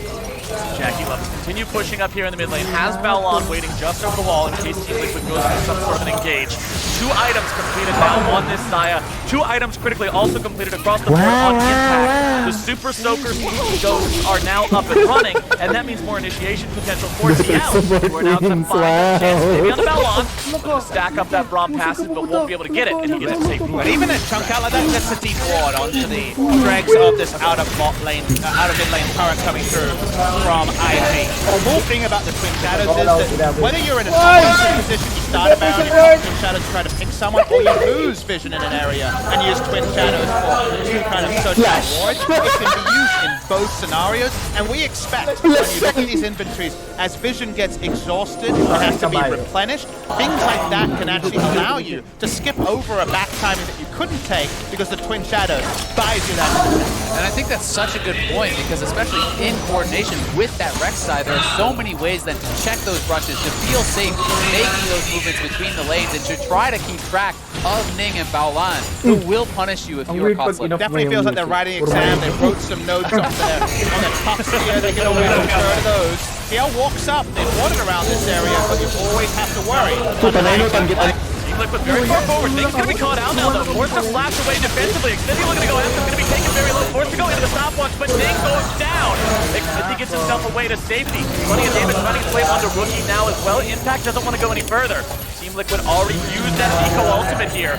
Rookie's not going to find its way onto anyone. Rookie below half HP, and Team Liquid come out on top of the fight. And not only is it the kill, they get the TP off of Shy there also, which is pretty big. And Teal can look to threaten in this area. They can re-establish vision control and try to get IG to be checking in them and playing on the wrong side of the vision. Note at home, only 2 control wards are on the dead Lee Sin. They bought one just now on Rise. There's no ability for IG to contest vision, but TL for their own side is going to push out and look for a better time. Back constantly fishing, trying to find these routes onto Invictus Gaming players. Remember, you can pass it through a couple of minions. It roots for such an incredible duration. IG are not a team to be easily caught off guard, though. Although they did lose one in that last fight, they didn't take exceptional losses. It's not like they're going to overcommit to a fight that's already lost. They managed to cut those losses rather effectively, and they're still in a spot where they're able to go blow for blow with the end. You do have to point out, though, it does feel like JackeyLove is just finding more farm. He is, around 1,000 gold ahead of Doublelift here, and that certainly can be relevant. Doublelift, has closed the gap somewhat, but JackeyLove is closing in on that 3-item spike for Xayah, and as you get towards that IES Reaver as well as your Zeal item, you are so powerful in these team fights, and Doublelift, with a low mobility champion here, is certainly someone that can be jumped onto and picked off, where the Xayah has more agency on her own. But ladies and gentlemen, we're pushing on to the point where TL has to start starting the Baron and turning with these vision exhaustion moments. Again, look at the inventory, only a control ward on the Rakan. If IC looks to try to contest vision, there's very squishy lineup. There is no super tank. So pushing out your waves is what we see IG doing. When they start being pushed out, that's where TL want to move and try to force that back. Exactly. Teal have to be able to make that decision. Do you answer sideways, or do you actually start up the objective? Because if you are sitting there waffling back and forth, unable to decide what to do, you are in trouble. And look at that 1v1 there. Rookie putting out so much damage so easily, and he has the 2-level advantage, as well as plus 80 CS over Impact. And the question becomes, if this game goes on another 10 minutes longer, if Team Liquid is not able to find an opportunity to force the issue and set the pace of the game themselves, who's ever going to answer this Rise in a side lane? Who's going to be able to deal with Rookie? Because I don't think there is someone. I mean, you talk about a game state where IG, despite right now having no Baron control, take the Baron, then the 1-3-1 is almost unanswerable. So right now, TL have to take their opportunities. Ning's on the flank. TL getting caught in a counter attack. Balon's able to find the initiation. Ning's got the kick down on the Doublelift, who's going to be in some trouble. Shy into multiple people. That's a slicing maelstrom. If I've ever seen one. Team Liquid going to be losing some carries. Impact makes his way out of the fight, but Jackie lets the feathers fly and gets himself out of danger. Xmithie and Core JJ still looking to find the kill, but they won't be able to do it. And Invictus Gaming prove why they're the reigning world champions. They destroy TL. 4-4-0 there, wiping Doublelift off the map, and Ning is in the right place at the right time, and they're going to Baron. We said Team Liquid needed to be able to find some sort of initiative to force, dictate the pace of the game. IG says, let us show you how it's done. They were slightly behind, but now, baby, they are oh so far ahead. Baron plus a 3,000 gold lead for IG. Team Liquid had the opportunity to make this game about their Baron turn. Instead, they tried to answer IG's ace in the hole, their ability to play 3 lanes. And during those answers, the proactive team, once again, 2019 takes the spoils. They wipe out Team Liquid, and that's reality. One with the Baron buff and 3 lanes, it's now. And that's why playing against a team like IG are so terrifying. You have to be decisive, because the longer you give them, the more likely they are to find a play like this, to set up the ability to collapse on you from multiple angles. And we saw that right here. Ning coming around from behind, right as Baolan is ready to come in from the side. Their team makes the collapse faster. The TP is in earlier. Doublelift kicks right into the squad, and despite his flash, he cannot escape from the Shy, who has last caller. Exactly. It's Orianna and Baron. We've talked about this multiple times. They need predictable team fights. A ninja behind you and a secondary TP from your top laner is not the reactive scenario they wanted. So unfortunately, it's big advantage now. Look at this gold graph. It was all within the grasp, but out of nowhere, kind of clap your hands and say it changed so quickly. And IG is not the kind of team to sit around and slowly build those small leads like we discussed last game, mentioning SKT and that more traditional risk-averse play style. This is the kind of team that says, we've got Baron, let me show you what a tower dive looks like now. I want to see specifically how they play out the next 2 minutes of this Baron power play. 2,500 gold already at least they've got from it, and you can guarantee their level. We've seen IG so many times. First team fight win is the Baron. Second team fight win, that's the game.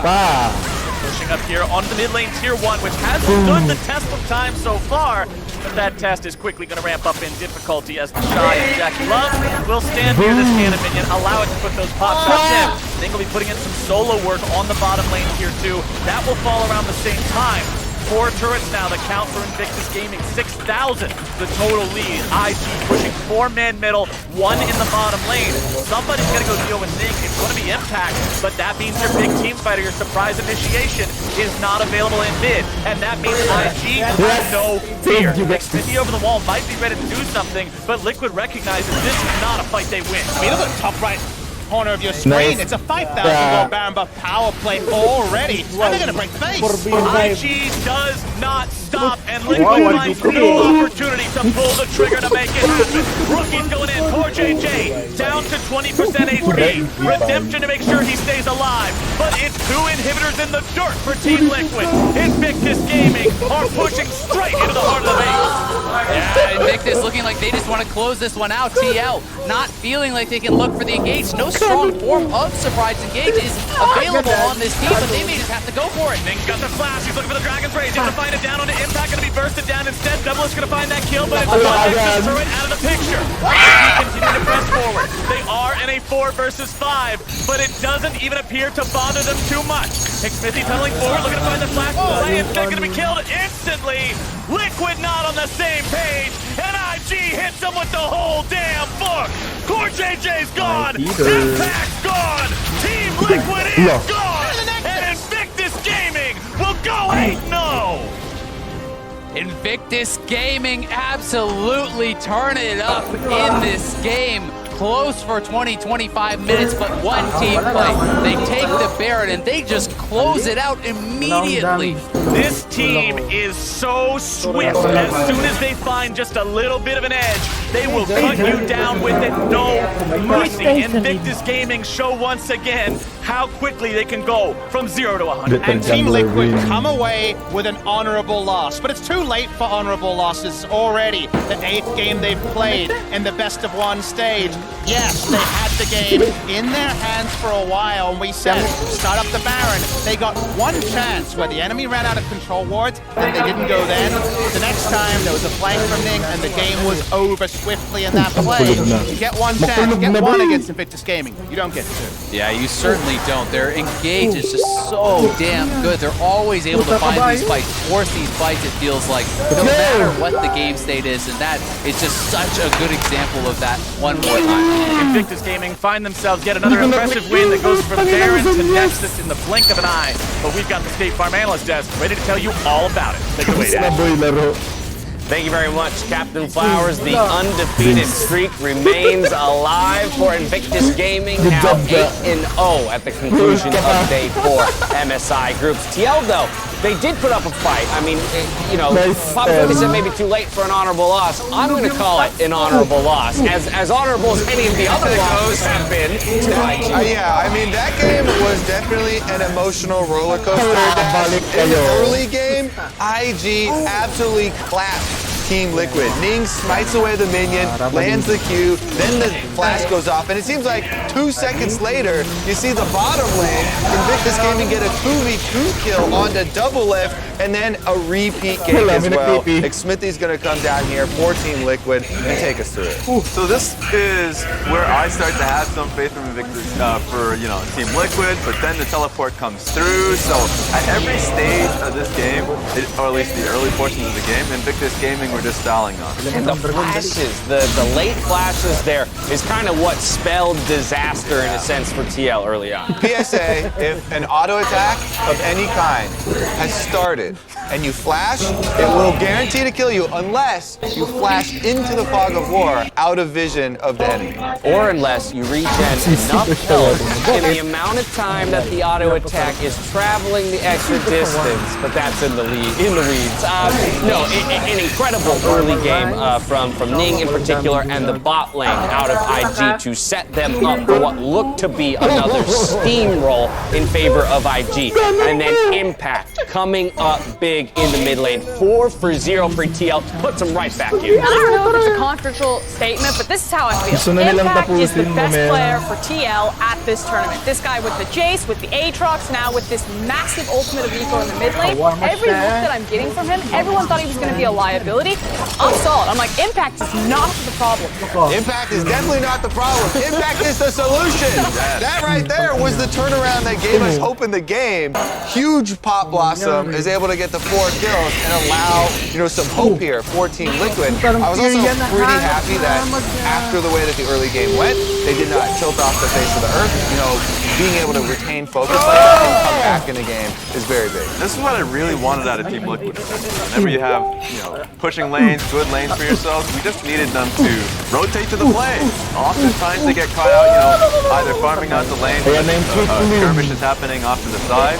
Finally get to see Team Liquid matching Invictus Gaming in this fight. This is all with the lens, of course, that we expected IG to win this game. Trying to find positives where I can't here. Right, because inevitably that team fight comes where Invictus takes their moment. And unfortunately, Raz was talking about to rotate to the play, but it was just too late this time around because Invictus Gaming was pulled together, they got the first one, and they just slammed TL before Nico even got there. So good here in the team fight. It was actually insane. Ning with the kick, Guy with the ultimate coming through on Kennen. They absolutely destroyed Team Liquid. It's not the most stellar scoreline to be posting for MasterCard Player of the Game, 3, 4, and 3, but again, you have to acknowledge the early game plays that he made, and then in that crucial team fight, which netted them the Baron, and then from there, it was the same old story for IG. Doesn't take them long after the first Baron, generally, to close out the game. Yeah, active constantly. In fact, after getting the Baron, what I love about the efficiency of being able to do it, the strongest members were in the mid lane. You had Ning actually split pushing the bots out of the map, joining them. It feels like whenever you see Invictus Gaming with the Baron buff, you're reminded of like the old SKT, the idea of that one Baron kill, where you have to fight them on that inhibitor run. Otherwise, it just takes them. And I think, they are sitting undefeated. I am going to raise that question not about the 10-0 anymore, but about whether or not IG might even drop a game this tournament. How likely are they to maybe even lose a game? Because we see those looks, we see sometimes the over-aggression. We do see some teams make solid plays to maybe put IG in an uncomfortable position. Like a split second, because maybe 2 seconds later, suddenly they look incredible and that team fighting from the LPL really takes over. Well, I disagree with the whole get caught out. TL before Nico. 3, 4, and 3, but again, you have to acknowledge the early game plays that he made, and then in that crucial team fight, which netted them the Baron, and then from there, it was the same old story for IG. Doesn't take them long after the first Baron, generally, to close out the game. Yeah, active, constantly. In fact, after getting the Baron, what I love about the efficiency of being able to do it, the strongest members were in the mid lane. You had Ning actually split pushing the bots out of the map and joining them. It feels like whenever you see Invictus Gaming with the Baron buff, you're reminded of like the old SKT, the idea of that one Baron kill, where you have to fight them on that inhibitor run. Otherwise, they just take the game. And I think, they are sitting undefeated. I am going to raise that question not about the 10-0 anymore, but about whether or not IG might even drop a game this tournament. How likely are they to maybe even lose a game? Because we see those looks, we see sometimes the over-aggression, we do see some teams make solid plays to maybe put IG in an uncomfortable position, yet they always seem to snag it back. What's interesting is I was actually having a conversation with Jad, and it was the idea of Invictus Gaming clearly have the best players, but they don't have the best teamwork. And you can see some of those like over-eager, over-aggression, they're not quite all on the same page at once, but it's like a split second, because maybe 2 seconds later, suddenly they look incredible and that team fighting from the LPL really takes over. Well, I disagree with the whole, you don't have the best teamwork, but I certainly believe that it's much more attainable for SKT and G2 to reach that. And from the games we saw in particular, I keep going back to SKT, but that is the best way to be able to hold on to your lead when you're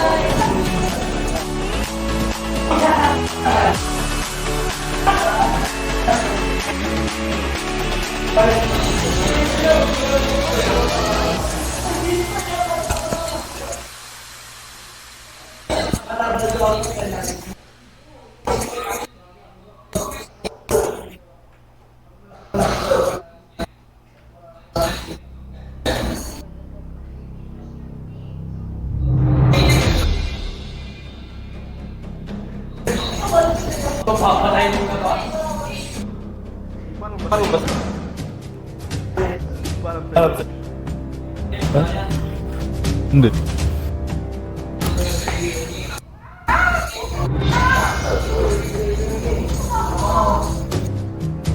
Welcome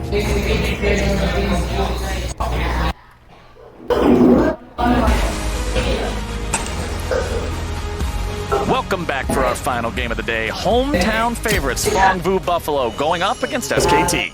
And you know, PvP, they would have been watching on as SKT picked up pretty clean victories a couple of games ago. But we know they're a team that can mix it up and get aggressive. And that's what I want to see from them here. That's what's worked against SKT. They can be caught in rotation, just like we saw from Team Liquid in matches past. So because of that, I think an aggressive style and a way to also stop Clip from just taking over the tempo of the early game. Yeah, I definitely agree. And because PvB took down G2, you have to say, hey, there's a chance, right? There is a chance going up here against SKT, and I have to give a lot of credit to Meliodas, who was such a strong performer in that game, went legendary on the Rek'Sai. I think he did look good throughout play-ins and had been subbed out due to illness, I do believe, but he is going to have a very tough challenge going up against Clid, who has been outstanding.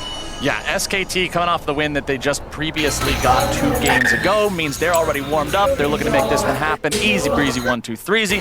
But Fongvu Buffalo would love to put that second win on the table. Remember, this is the last game of the day, so that means only tomorrow's games remain of group stage, and then only the 4 top teams get to continue playing in knockouts. If Fongvu Buffalo wants a chance at that, gotta start racking up some wins. Yeah, they definitely do. I mean, we're down to the final game here of the second last day of groups. There's not a lot of time to get these wins, certainly. And you have to feel like it needs to be a messy game for PvB to be able to take down SKT. You know, earlier we saw SKT up against Flash Wolves. That was so methodical, so clean, you know, so very kind of slow and well thought out from SKT that is not the type of game you think Fongvu will ever be able to match SKT, and they need to pick up the pace. They need to make SKT make mistakes. But then from the SKT perspective, you know, on the one hand, more of the same is not a bad thing. They had, as you say, a very dominating win in their game earlier today, but you can't help but stand back and say, IG made games look so effortless with Baron. They just closed on one Baron, 8,000 gold Baron buff power play, and it was all over.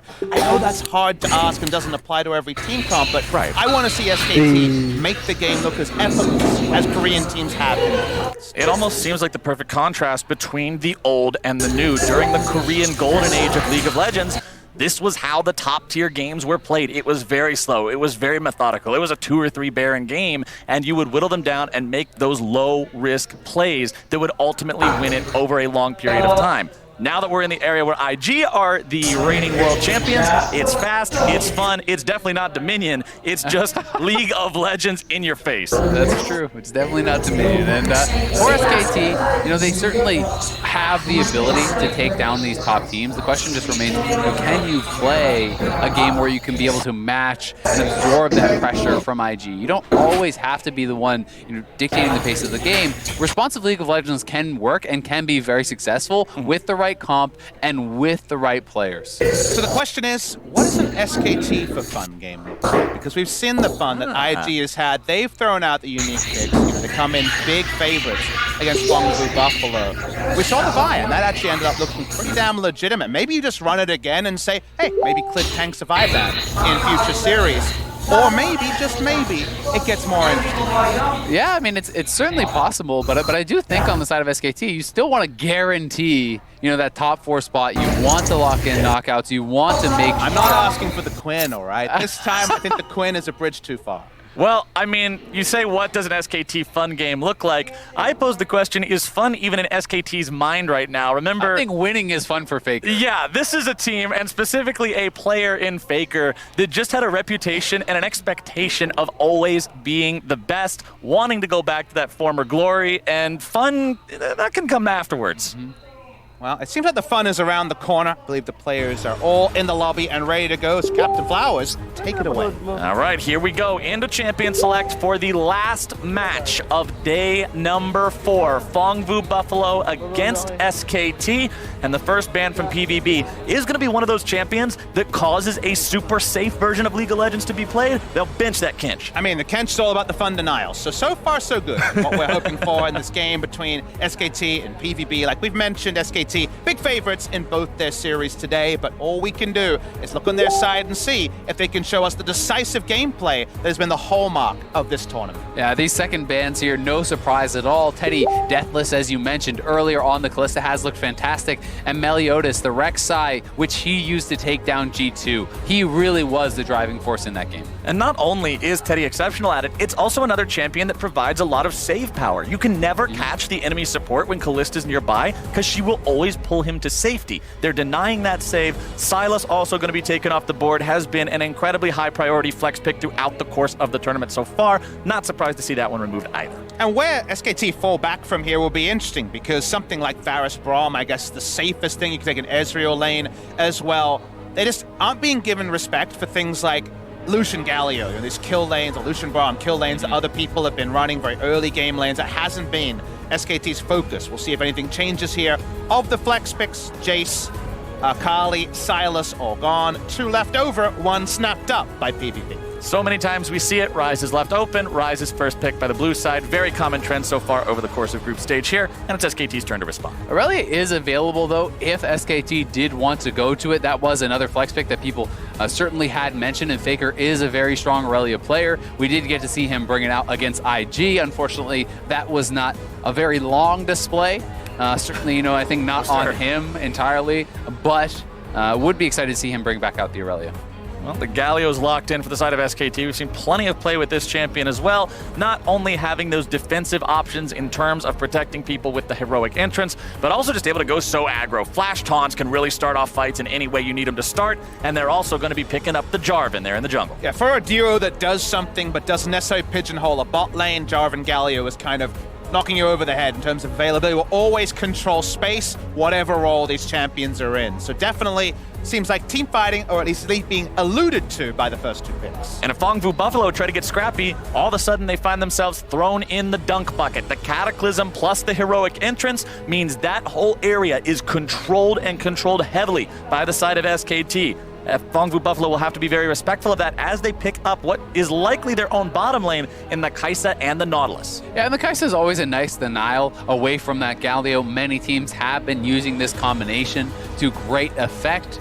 And it will perhaps, it will be that Lucian Galio, as you talked about earlier. This is not a kill lane that SKT had been really showing. It had been fairly high priority for some of the other squads here. And they are going to get their own crack at trying to play that lane dominant style. And I love to see this because something different from SKT. It's not Ezreal, let's let the support roam around. This is, we're playing through a bot lane, and Jarvan could definitely have a bot lane focus this game.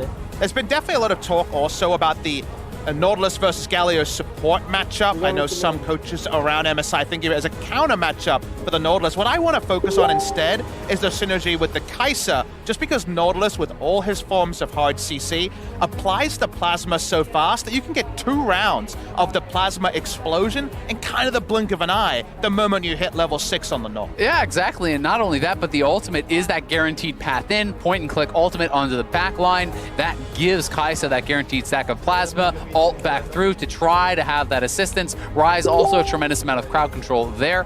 So certainly a lot of ways to be applying that plasma. Well, as we get into the second part of the bans, SKT is saying, all right, we already denied Meliodas one of his main picks in the Jarvan. We already banned out the Rek'Sai in the first half. Let's go ahead and take Lee and Elise both off the table as well and really force him down this jungle tier list. Now the Fiora ban on the PvP side is an interesting one. It is, of course, a favorite of Khan in years past, and the reason why I say it's interesting is it makes me think they want to play something like Aatrox top and get away with it as a priority lane into things like Vlad, but also just a safe overall around pick because it can be so powerful in that top lane. Right now, SKT, they can still flex here. Again, the Aurelia has made it all the way through to the second round despite being the 5th and final remaining flex pick. Flex is locked in indeed. Aurelia picked, so often banned these days in these matches where the flex picks draw so much aggro during the ban phase, but that one's locked in for either Khan or Faker, whoever needs to pilot it. And now the answer for PvP is, do you play the Ryze into it, or do you have something else you'd rather do? Yeah, exactly. And the fact that it did actually make it through both rounds of bans leaves me wondering, does PvP have something special planned for this? you know, if it were to go top lane, I do think things like Jax are such a powerful answer, but because SKT are on red side, they have the less pick. This is a flexible pick that you can move around the map, which makes it certainly more difficult for PvB to do that. We did see in play-ins things like Renekton coming through oftentimes as an answer, and this is, I don't know if I'm gonna, okay, so it's gonna be Kayn jungle, Hecarim top here. Very, very interesting, and that makes sense along the lines of the Fiora ban. That is a terrible matchup for Hecarim that we have seen play out here at MSI. Certainly, you know, can go very heavily in the favor of the Fiora unless there is heavy jungle intervention, which we have seen, I believe, actually SKT demonstrating with Clid and Khan. So with the Aurelia locked in, they have a lot of options here. They will go the Kennen after all, just for a ranged matchup to just punish the Hecarim over time. That's the final call that's made by SKT. You can definitely say it's a lot of CC synergy to come over with the Kai'Sa come team fights. I kind of take your point though. It's going to be very interesting to see if they can baby this Kayn through the early laning phase, because definitely in top you're going to like things. The flexes will continue, but Ryze support, that's a bit much. Yeah, definitely is. Not going to be tricked by that one. Come on, he's got a root. And yeah, okay. Lane presence, Take a deep breath there, Captain Flowers. I'm going to ask you to calm down. But, you know, I'm so excited to see if they are going to be able to do it. I tend to think it's going to be very difficult because Kennen is such a preferential matchup over the Hecarim. They have a very powerful bottom lane as well. There are areas which Clid can attack. You tend to favor SKT in both the 2v2s and 3v3s oftentimes as well. So, you know, Meliodas is going to have to play very carefully to get through the early stages. He's going to have to play carefully, but he'll also have to play aggressively enough to make sure he transforms in time. Remember, base Kayn, not a very threatening champion. You really come online once you get that evolution, most likely going for the red form because it is traditionally the more powerful one, and especially against this composition, Blue's not going to find too many targets, and that means early scraps, finding that damage, getting those orbs, because if he can't do it, those fights, those are already in favor of SKT, could quickly go even more so towards that side. Great segment from Dracos explaining those same points in even more depth, Captain Flowers, during Countdown today. So all about the Kayn, as it always is.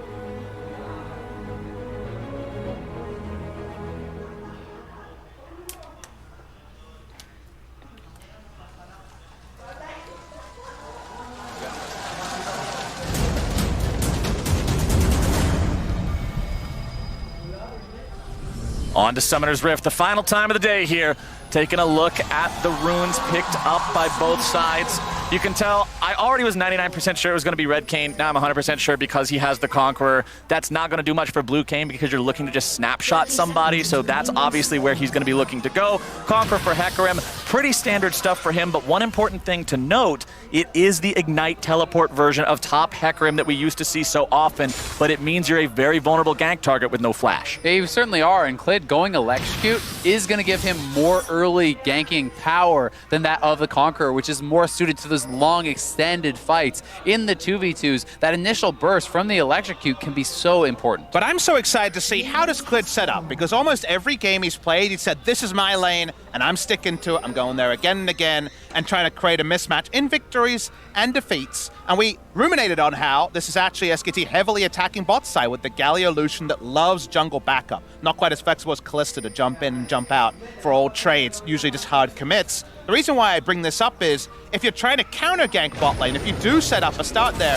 obviously base Kayn is going to be awful, provides almost nothing in a counter gank scenario if it ends up being bot lane focused. However, to Captain Flowers' point, the Ignite Hecarim can work with top lane focus, even given that it's a Kennen. So there's actually a lot of different ways this early game can play out, and that could shape the great part of the mid game. And Meliodas is always the guy to watch for Fong Vu Buffalo, right? This is the one who can get them really rolling. This is the guy that they felt like not their full selves when he was out because he had to be replaced for a moment, but now that he's back, the team has been able to find that one win. We'll see what they can do against SKT. As you can see, Meliodas farming up that Krug camp. We're going straight bot lane, Captain Flowers. Bottom lane, we'll see if this level 2 gank from Clid can work. He moves through the lane into the brush, and really wants to get things going here nice and early. Mata walking up into the brush, making sure Pallet has to stand far back enough that he can't sneak through the brush and ward that forward one on SKT's side. Yeah, and credit to PvB. They're playing this safe. They're sitting back. This was a lot of time invested actually here by Clid. He went red straight to bot, then waited in that brush. This is now 3 camps to the 1 on the side of Meliodas, and he is looking like he wants to perhaps play around mid to start charging up that red form. You have to be attacking those melee champions, which leads you to believe Faker may be where he's going. And as Meliodas finds all these camps, one thing you have to remember about Kayn, the champion is exceptional at farming, especially chicken camps. #1 chicken farmer in League of Legends. You can see just W plus Q nearly kills all the small ones, picks up the large one immediately after. And if we can call out the scenario where every bot side 3v3 is lopsided to SKT, PvB should as well. If they had died to the gank, it should have been an expected one. In this case, they trade up, they power farm the Raptors like you mentioned, and right now Meliodas has a very nice level lead and definitely gold lead over Clid. He'll farm up that Scuttle Crab there in the top side river. You can see right now the stakes of what's on the line here as SKT will secure a spot in the knockout stage if they win this game. Fongvu Buffalo, plenty of work to do if they still want to fight for that themselves. And we're going to see a replay of a cannon minion. He got it! Unfortunate there. So Khan making an unlucky flash forward, not or the utmost of asserting dominance. Exactly. I don't need this flash here. Well, that's one way to look at it, I suppose, but Khan will not have that summoner spell now, which means it could be a much easier gank for Meliodas if Khan stays this far extended. He did it very conspicuously, so I hope it was with his chest out. We know that Khan can be a trap I mean, Zeros doesn't have flash. He's in ITP. It's only fair, you know. Look, we're casters. We're going to have to go with Occam's Razor. It's a whoopsie. It's definitely a whoopsie from Khan, and it's something that can be exploited. Remember, Ignite Hecarim starts to push back in. There's no flash. There's only the Lightning Rush to escape. But they are looking like they want to set up this dive. Zeros has been harassed down, and they may go for it. Conqueror Hecarim with the Spirit of Dread heals up a lot over time, but if you kill him instantly, he's not that tanky. Clid looking to make sure he secures that CC combo, and there you go. First blood to SKT. Really impressive for SKT to wait as long as they did. They waited for the end of the touch bot lane, though. They're not going to be waiting much longer here on the bottom side. Big Koro getting himself away as Pallet's going to hold off Teddy and Mata, but that's 3 summoner spells from the side of PvB expended there in trade for 2 from Mata. Yeah, SKT trading up on both sides. Meliodas making his way down here. We'll see if they can punish. He'll use there by Teddy to start things off. Mata still channeling the taunt, looking to find someone. Won't be getting it. Khan makes his way into the bottom lane now, but won't find a whole lot. Still a great gank from Meliodas, forcing that out will mean Zeros has more time to try to catch up. He can push in this wave, reset once more, and reduce some of that deficit that he was put into, because that experience he lost was so critical in the 1v1, and now that really has been evened out. He's going for a roam as well, just walking around, removing a plant, getting the sort of space that you never get in a range versus melee matchup as the Hecarim. It's going to find him, but not going to be taking any aggressive EQs. Yeah, and look at the inventory of Clid as well. You can see the longsword being picked up early on. This indicates to me the Warrior Jarvan as opposed to the Cinderhulk that you frequently see, coupled with the Electrocute that was already mentioned. This means really, really powerful ganks, especially once he gets one more level and Cataclysm comes online. And also in terms of the Kayn interaction, he doesn't want to play into the heavy expectation of Ras that's kind of confirmed, like you mentioned, Flowers, with the Conqueror, and just be a heal bot, just be a sack of meat that you can ult and get a huge heal during a team fight. So he just goes for the longsword, and it gives him a bit more early game oomph. He'll clear out this bottom side Scuttle Crab, maintain control over that one, provide a little bit of extra support for the bottom lane as well, as we've seen how aggressive Teddy and Mata like to be. Extra vision in the river will always help make sure those plays can happen. Yeah, and we can see Meliodas taking away another set of those chickens. You know, he's out to a pretty strong early game as far as the farm does go. This is actually his first base at 6:30 into the game. We'll see what buy he has, but definitely power farming very heavily. He wants to be getting up to that level 6 stage, but he also does need his transformation, and he has not really been fighting very much on this map, which leads me to believe he's going to be very far away from getting it. And an important thing to mention about the blue smite specifically for Kayn, you do see the champion often go for a red smite when he's going red form because it helps you become such an incredible duelist, but blue smite gives you this bonus advantage of always being able to use your ultimate. Speaking of ultimates, in the mid lane, Faker's going to make this one happen onto Null, continuing to go deep underneath the turret as Clid stands by to soak the shots and make sure he's in no danger. SKT make it a 2-kill game. Both their turret dives have been very good. We were cut off discussing how on the top side they waited out the charge from the Hecarim and then went for it because, of course,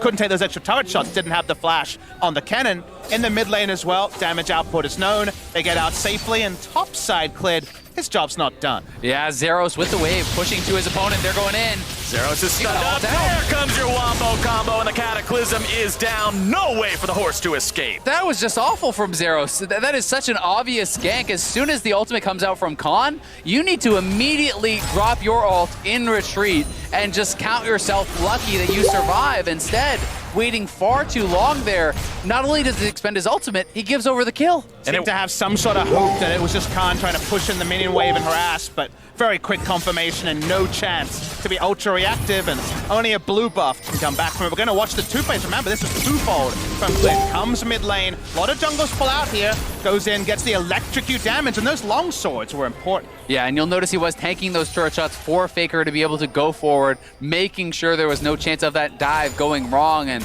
you know, Zeros being held down pretty heavily here. You need that Triforce so much on the Hecarim, and he is such a long, long way away from working on it. Meliodas is farming chickens. Clid's farming champions, making sure he's been involved on all these kills so far. And the top lane has already evolved into an over 1,000 gold lead for Khan's Kennen. You think Kennen's a lane bully normally. Give him that kind of an advantage, and he is just going to start taking your lunch money. With only a turret plate and 2 assists, feels like he's been pretty lucky on the sacks of gold, I'm going to say. That feels like a really big lead for what it looks like in terms of the CS numbers. Khan will definitely take it, of course.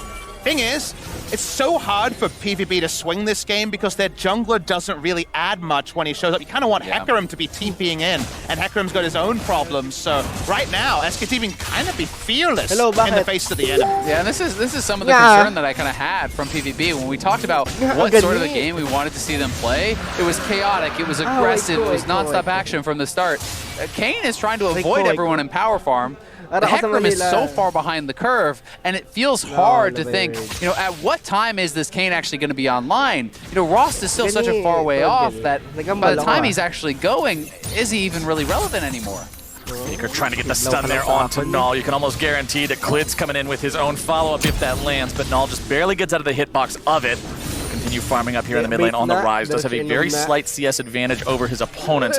Meliodas spotted out there by a control ward as Null gets himself stunned, but he has Pallet nearby in case SKT looks to make another play with it. Clid coming around from the side, walks over a control ward, but is not going to be dissuaded. Null immediately jumped on as here comes the heroic entrance from the Galio. The follow CC is down. Null's going to be taken out. Manta secures the kill as Pallet has to flash away. More damage coming through. Goes into the stopwatch to dodge the Vanguard's edge, but more damage is on its way in. PvP have already lost 2. It may be 3. The taunt onto Meliodas will seal the deal. They will lose Mata in return, but SKT go 3 for 1. Yeah, and SKT just too ready for that play, despite the fact that Pallet had roamed. Mata knew it was happening. He's in position for the counter gank there with the hero's entrance, and SKT make it look easy. And on the side, Teddy was winning the duel against Big Koro. That was almost a 4th kill going the way of SKT. And Clid is their decisiveness factor. He doesn't care that he's in a control ward. There's not an EQ range. He knows that with Galio backing him up, Jarvan and Galio do what it always says on the tin and make the play work. I was impressed with the mechanics to immune the ultimate there, but sadly, it's just a bit of gold, so just a bit of flash. They still pick up all the kills in the back end. It's becoming a very one-sided game at 11 minutes. A small silver lining on the cloud is Meliodas finding himself a kill in return on Mata there. Of course, because he's also involved in a fight, it will get him closer towards that transformation. Still not having it means he's still not where he needs to be. As you can see, Faker putting down some vision there in the river. SKT knows how far ahead they are in this game so far. Look at this bottom jungle on the side of Fongbu Buffalo. You can see Clid and Mata moving up, sitting down control wards as well as those regular vision wards, making it so if anybody's moving around in the Fongbu Buffalo side, they're aware of when and where they're doing it. And those are turret diving wards, Captain Flowers. The Warrior Jarvan wants to go and make some more aggressive plays, go on the longest route possible, and he'll take a Kayn if he finds one. And I want to bring up the point that you mentioned about the Hecarim needing the Trinity Force, because you can see Faker Zyrelia already having his Trinity Force ready to go as Hecarim has a Ruby Crystal. Not exactly comparable between the two itemization sets, especially considering that Hecarim had to rush the completed Mercury Treads to try to keep himself safe against the Kinnan. Faker's going to continue flashing and dashing here around the mid lane as Mox is going in that bottom side jungle. They don't even need to dive the turret. Bongbu Buffalo's coming straight to them. Big Koro tries to dash his way out with a killer instinct. Combine it with the flash and he'll be okay. But now they're trying to counterattack it. Zeros into the middle of 4. He's not going to be surviving too much longer, and Teddy will take the kill. It's 2-0 for SKT so far. Faker wants to make it 3. Pallet stunned up underneath the tier 2, and he is not long for this world. SKT is running over the Buffalo. Yeah, PvB feeling they needed to make a punch back. They're trying to get something, but Meliodas is already down. Big Koro already was getting pushed backwards, and as Zeros TP's in, as you pointed out, yes, he had a base to buy the Sheen and the other longsword, but he is so far away from being relevant in this game, and SKT know it and can run the map. But people screaming for a killer instinct from SKT should watch replays like this. They're way deep. They're fighting near the inner turret at only about 13 minutes into the game. Even the TPs, like you say, the oomph behind it's not there. Great stasis coming through from Teddy. Big Koro can't even get access into the fight. Yeah, I mean, Big Koro had no sums at that point, had already blown the ult. There's no way he could follow up, even if it was a more powerful Hecarim, and SKT are absolutely running over this game. Turret plates are not even down. And this is a good contrast to what we saw last game when we saw Invictus Gaming fall behind and say, hey, this is a team that knows how to minimize losses, not overcommit to a fight that has already left their court. Bongbu Buffalo do overcommit. The teleport from the Hecarim. Big Koro and Pallet sticking around way too long, and it just means that a small loss becomes a big one. And they're now in a spot where they're down 5,500 gold, 13 minutes in. Pallet now could be in some trouble, taking some damage. Trying to return some onto Khan here, but Faker's made his way into the fight. It's going to be 2 versus 3, but SKT are not even afraid. Ignite used, but Pallet will not be dropped. So if you're Bongbu Buffalo, you got to worry about how bad that fight looks with a man advantage. I mean, it's still a base Kayn. He still hasn't even gotten the upgrade of 14 minutes in, so Meliodas, still not really online. And when you give a jungler like Clit so much room to work, you are seeing what the game can look like. Mata going to be engaged on here on the bottom side. Pallet looking to make this one happen. Khan going to be taken low now as well. Meliodas trying to do something. He's going to be stunned up underneath the turret. Big Koro the one to fall. Zero's coming in, looking to grab some damage onto Khan, who goes into the stopwatch, keeping himself alive, trying to find a return kill here. It's Meliodas who gets away from the turret shot, and that's Bongbu Buffalo getting themselves a 2-for-1 in the bottom side. But at what cost? Faker's pushing up with the Rift Herald here in the mid lane. He's got Clid and Teddy at his sides, and they'll take down the tier 2. Absolutely no answer. There's plenty of AD on this Jarvan to keep the push going. Should be able to interrupt the final charge. And they got the Ross. Finally, the transform does come through there from Meliodas just before 15, but a nice hook onto Teddy. Pallet trying to make this one happen. Teddy very low on mana here as Mel makes his way into the fight. Teddy's going to be taken very low. Kept alive now by Mata, and what a save! What the fuck? Nabuhay pa siya dun. Does come through there from Meliodas just before 15, but a nice hook onto Teddy. Pallet trying to make this one happen. Teddy very low on mana here as Mel makes his way into the fight. Teddy's going to be taken very low. Kept alive now by Mata, and what a save! That's the heroic entrance. That's what it's made for. That one hurts so much for PvB. Teddy so low, no flash. You have to think, great, we finally got a free pick. We finally are going to get some control. Instead, SKT answers, Teddy survives, and they take the dragon. When even the lazy recalls and flashing in the face of your enemy under no pressure can't be inroads, then sadly, this game seems to be passing PvB by. SKT trying that aggression, being able to do it in style, and now PvB just trying to outnumber and find what kills they can. Meliodas tries to go for a flash into a knockup with the Blade's reach, but unfortunately the reach isn't quite long enough. Khan's gonna get himself away as Big Koro gets himself solo killed in the top lane. Teddy makes sure of it. Yeah, Teddy nicely played there for him, but on the side of PvB, you know how behind you are. They have to take risky plays. They have to look for these sort of picks. They are just not working.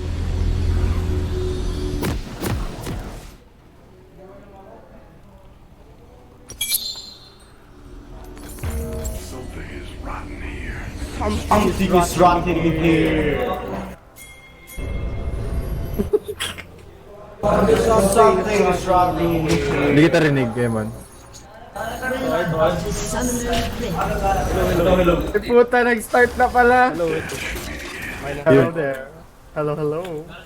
Ano yan, invade? 30 seconds until minions spawn. Malakas. Malakas kayo. Joke ka. Something is rotting in here. Dito daw siya. You don't have the heart. No leash needed. Why? Can go. I'm the one.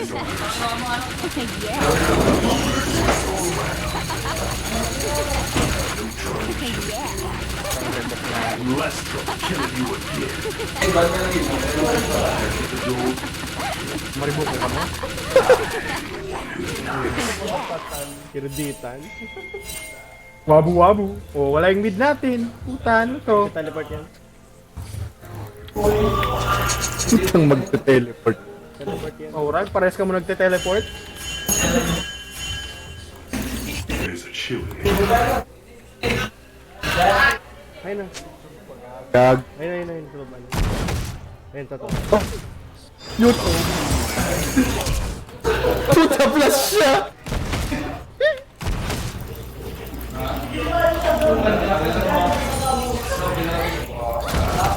Uy, nag-flash siya?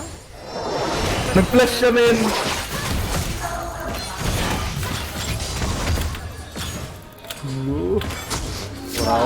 Wag ka eh!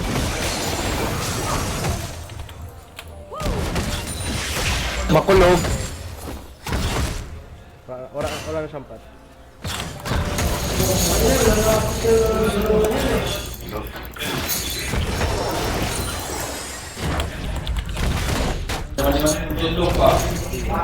Nag-teleport.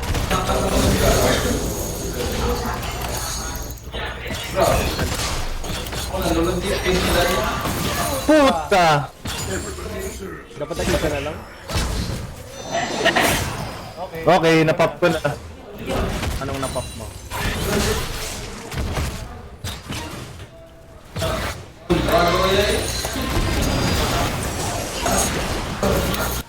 Ora.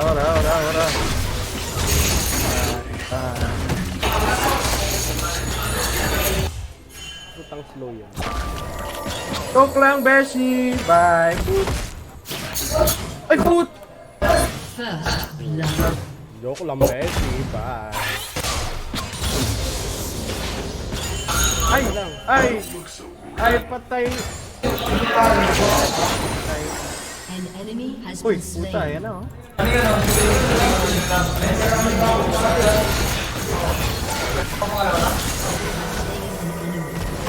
Wow! Puta bida! SKD! May ka na? Meron. Ulit yung kanina.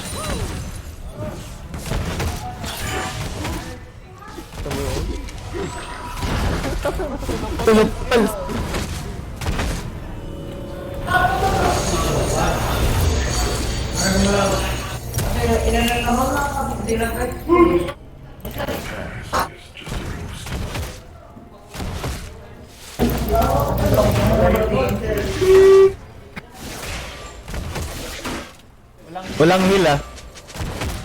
Walang hila.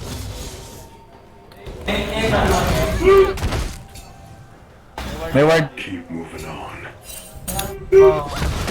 Ayun, tap niya. Oh! Go!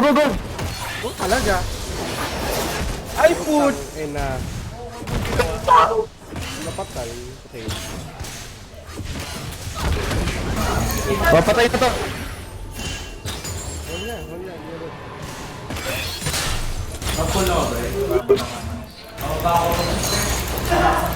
Sige lang dyan, i-separate mo lang siya. Uy, ano huwag ko ipaback? May minion! Mamutay ka dyan.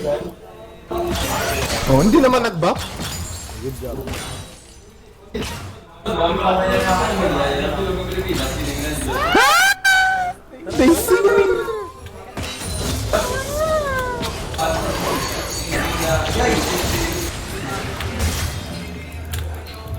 Puta, hilo na ako. Sinunahin ko. Mate bot. Huwag ka na dito. Huwag.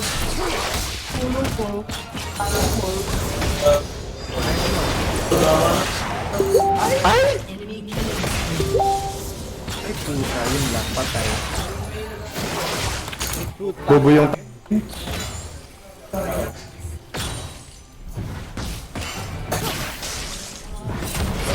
Tasin ka. Wow, what's happening? Okay. 3-0 pala yun?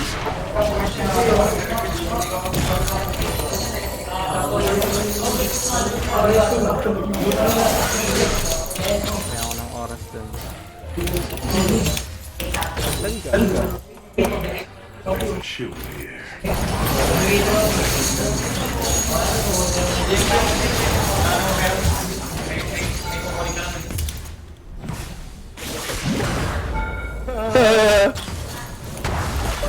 Isha,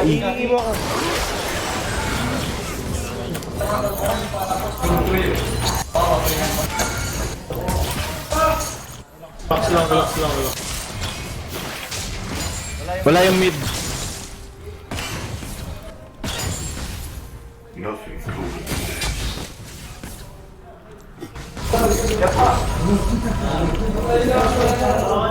Patay pa to.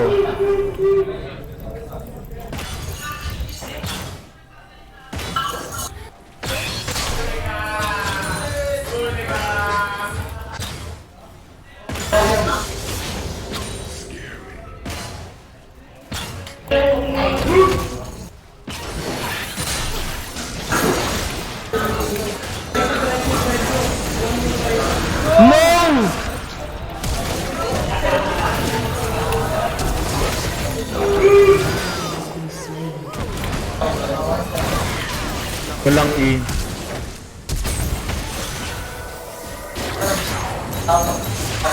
Bobo!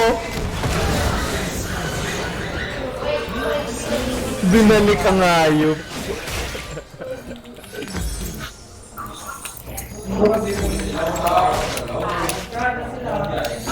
Fuck shit, nag-dragon yung mga ka.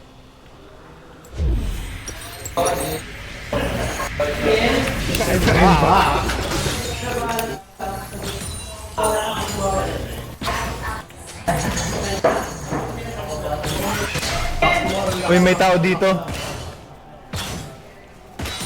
May tao!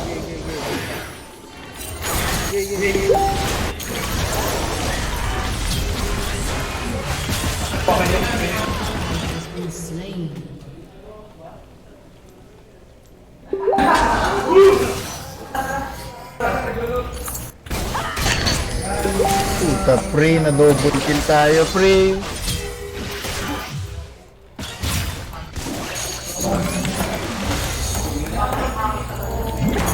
Ay, nag-heal? Ay, wala palang heal. I'm here. Kumatay ka ba? Oo, gago.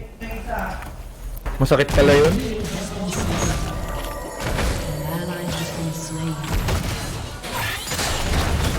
I'm here.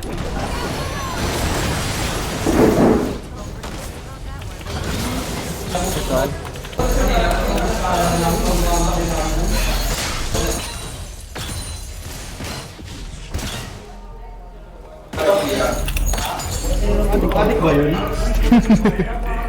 Adik ba yun? Wait lang, mag-award ako. Ingat ka.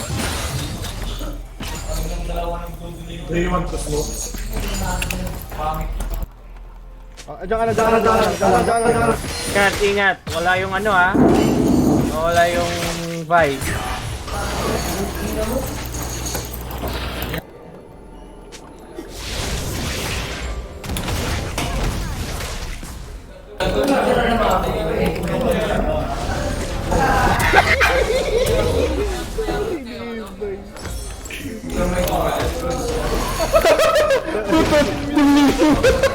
Ang layo na na.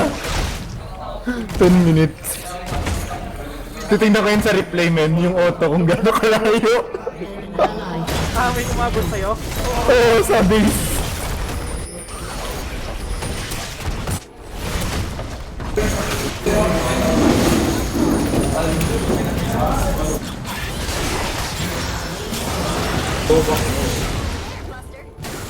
Dapat tumayo sa akin.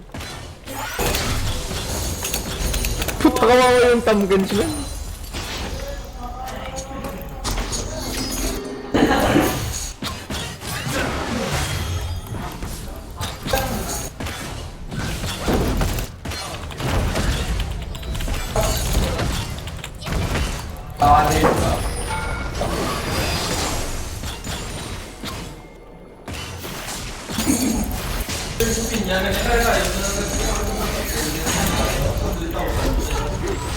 An enemy has been slain.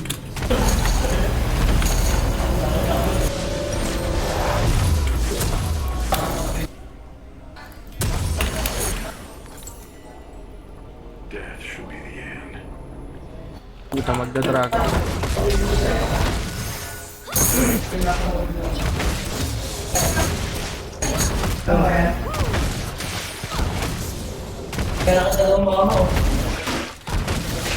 Oh shit! Nothing colder than death. Can push, we got them, guys. They don't have traffic.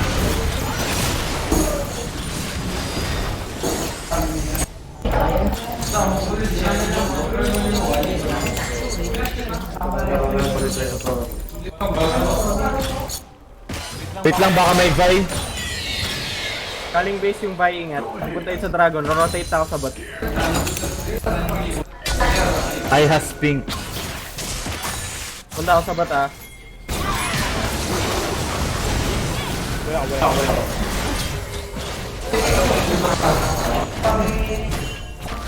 On the way, on the way. Putang ina, di pa ako nag-trans... Mamaya na. Ano ako? Rust ako. Mag-rust ako ah.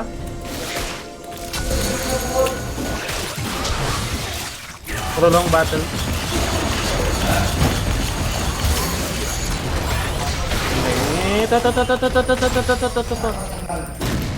Help! To.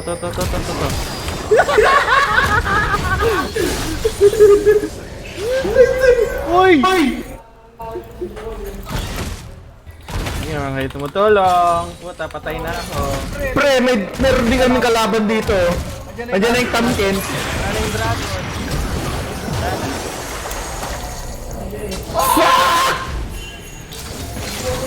You dead, boy.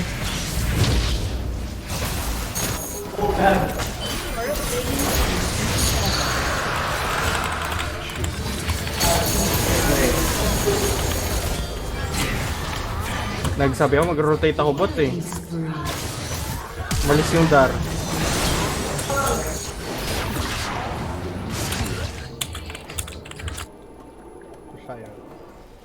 Min, wala akong health.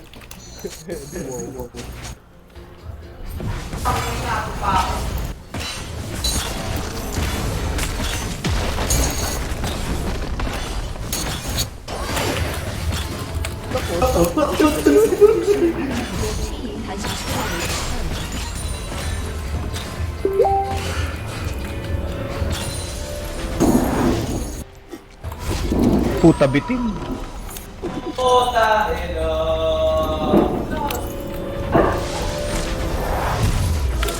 Oh, tama nakaka-pro. Kanina ka pa nag-pro eh. Ikaw nag-simula na. The past is Meron pang ganito ah. Let's go. What the fuck? Let's go. An enemy has been slain. keep moving on.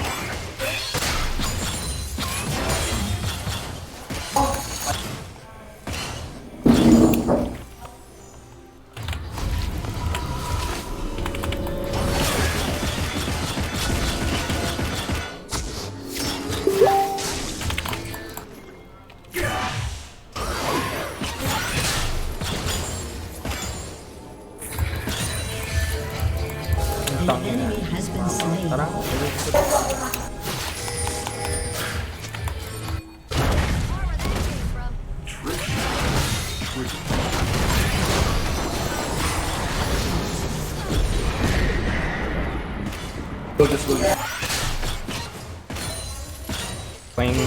Has destroyed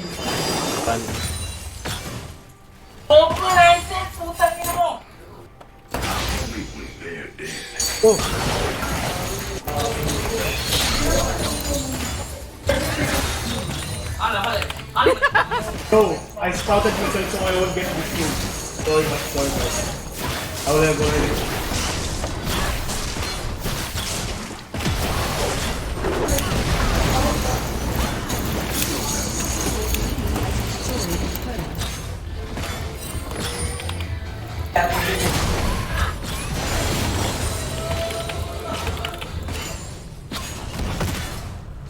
Andyan na sila, andyan na sila.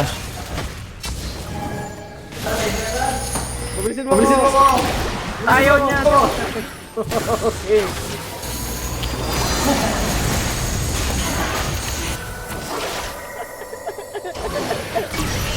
Alak ka dyan!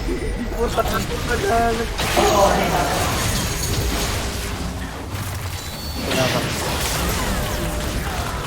Ay, yan!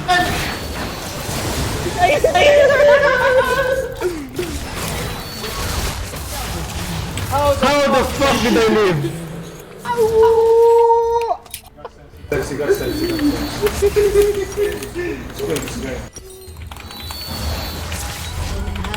Ayun lang. What? Sad.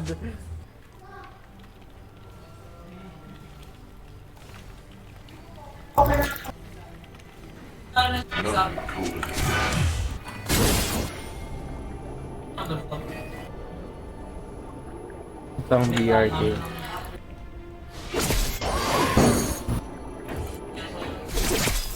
Prepare sa dragon pagkatapos. Ah, hindi. Wala na yan, ult. Pagkakala lang. Nice.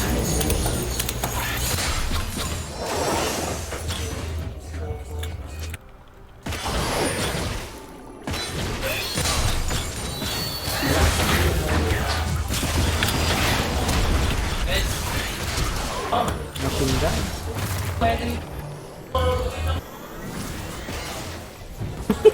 Ano nga spell niya? Meanwhile, tingin ko na ito.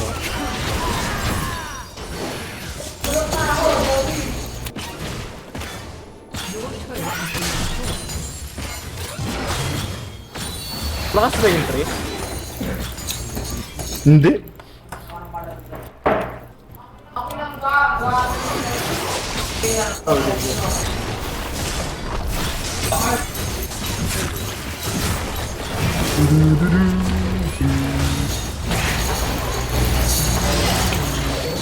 Tulak ka dun sa drop. Alak ka!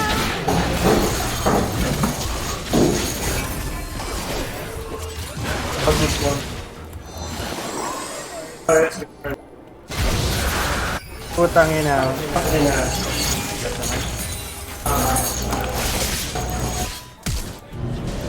Wala, may kumpanyero.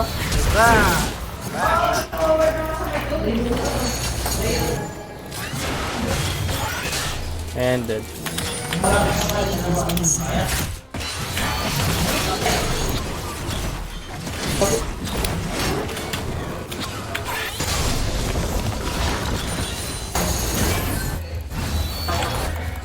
Patay. Aswang. Ditong aswang.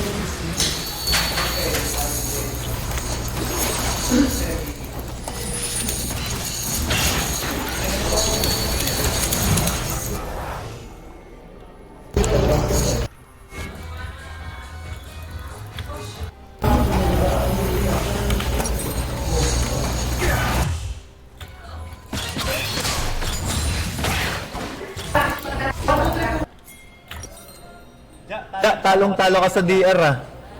Eh, wala naman kayong pake. Nagko-call ako, wala namang pupunta. Buti pa yung kalaban. Magaling Dami, baby. Ha? Wala naman na-go ward. Oh. Tao nakikita ang ano doon, pink ward. Malamang wala namang DR dun.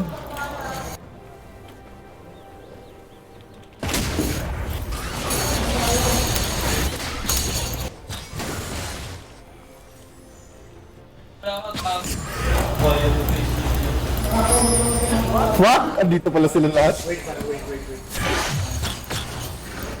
Let's go back. You don't have sense. Let's go back, go back. No sense, bro. Pwede.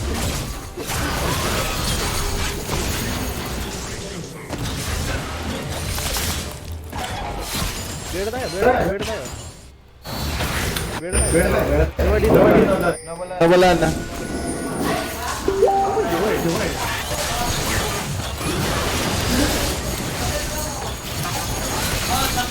Don't smite pa, 30 seconds. Hindi, pamatay lang papel.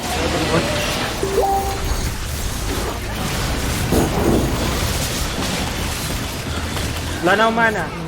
Puta, namatay ako sa BR. Iniwan ako. Papaiwan ka kasi. Ayan o. Ayan o. Tingnan mo. Sakya pa. Bigay mo yan sa akin ha, wala akong mana. Grabe makas. Si Hayop. Tingnan sa akin ah. Ganun! Patuloy sa Baron!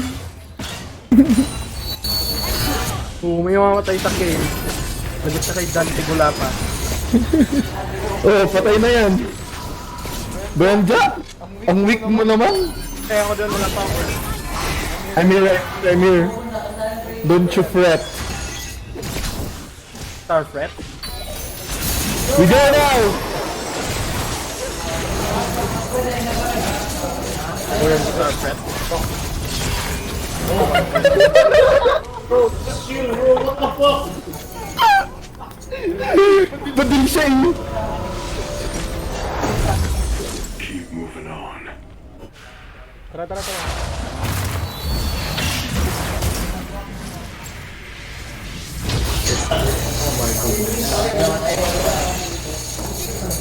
Dragon na, ay Baron na. Tara.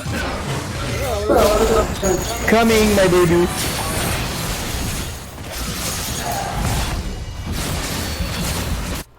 Yan, harangan na yung... Andito na.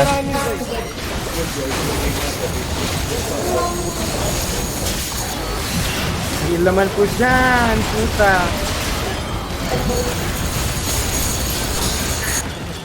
Oo, tapusin na.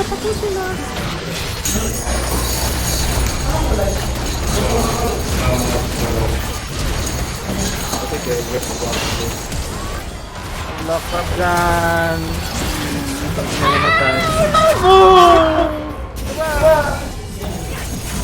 Aray. Wow!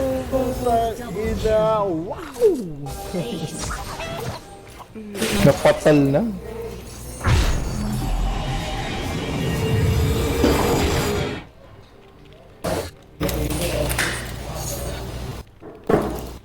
Ayan na, pupunta na ako ng DR ah.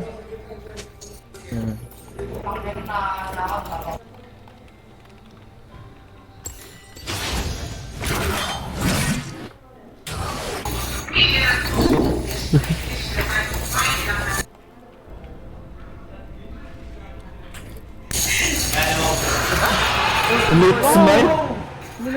Wow! Late smite ang hayop. Ano sa kuha to? 200 na yung buhay nun, boy. Ano, let's smite. Ano kasing warped kong ursa na ito sa... Ilan ba dapat? Dapat mga 6k. Takang smite, no smite. Support no smite. Smite team kita sa pwede mo eh. So, may nag-isang ABC. ABC? ABC.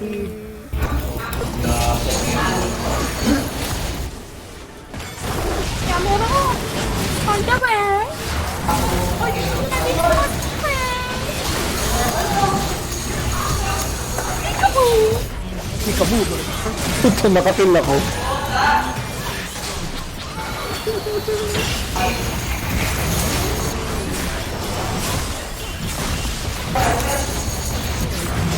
Got you, fam.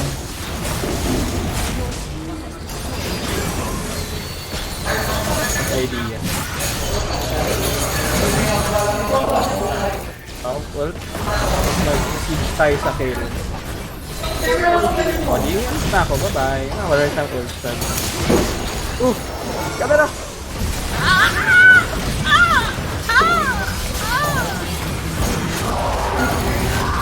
Tadi na. Parang saba.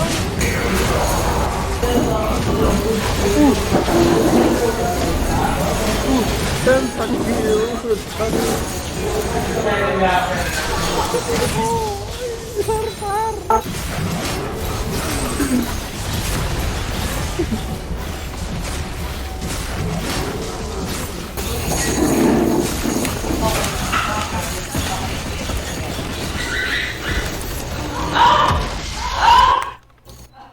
Ay, yung bot lane nila, man. Tatlong flip. What?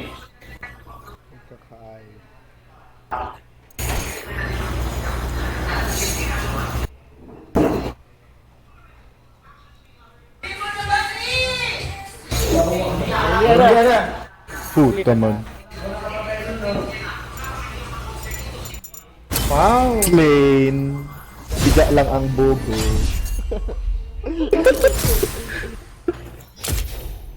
Ang ina, flat ko ang taas tuloy. Hello, do mo na yun.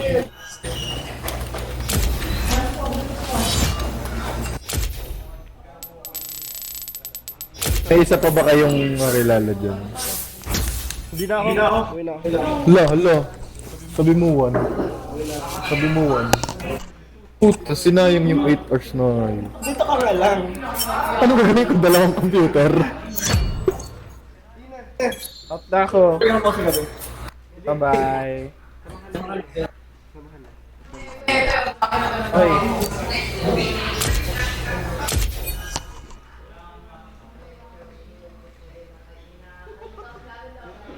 Bukas na ganun. Sabihan ko sila. Na. Libreng 4 hours.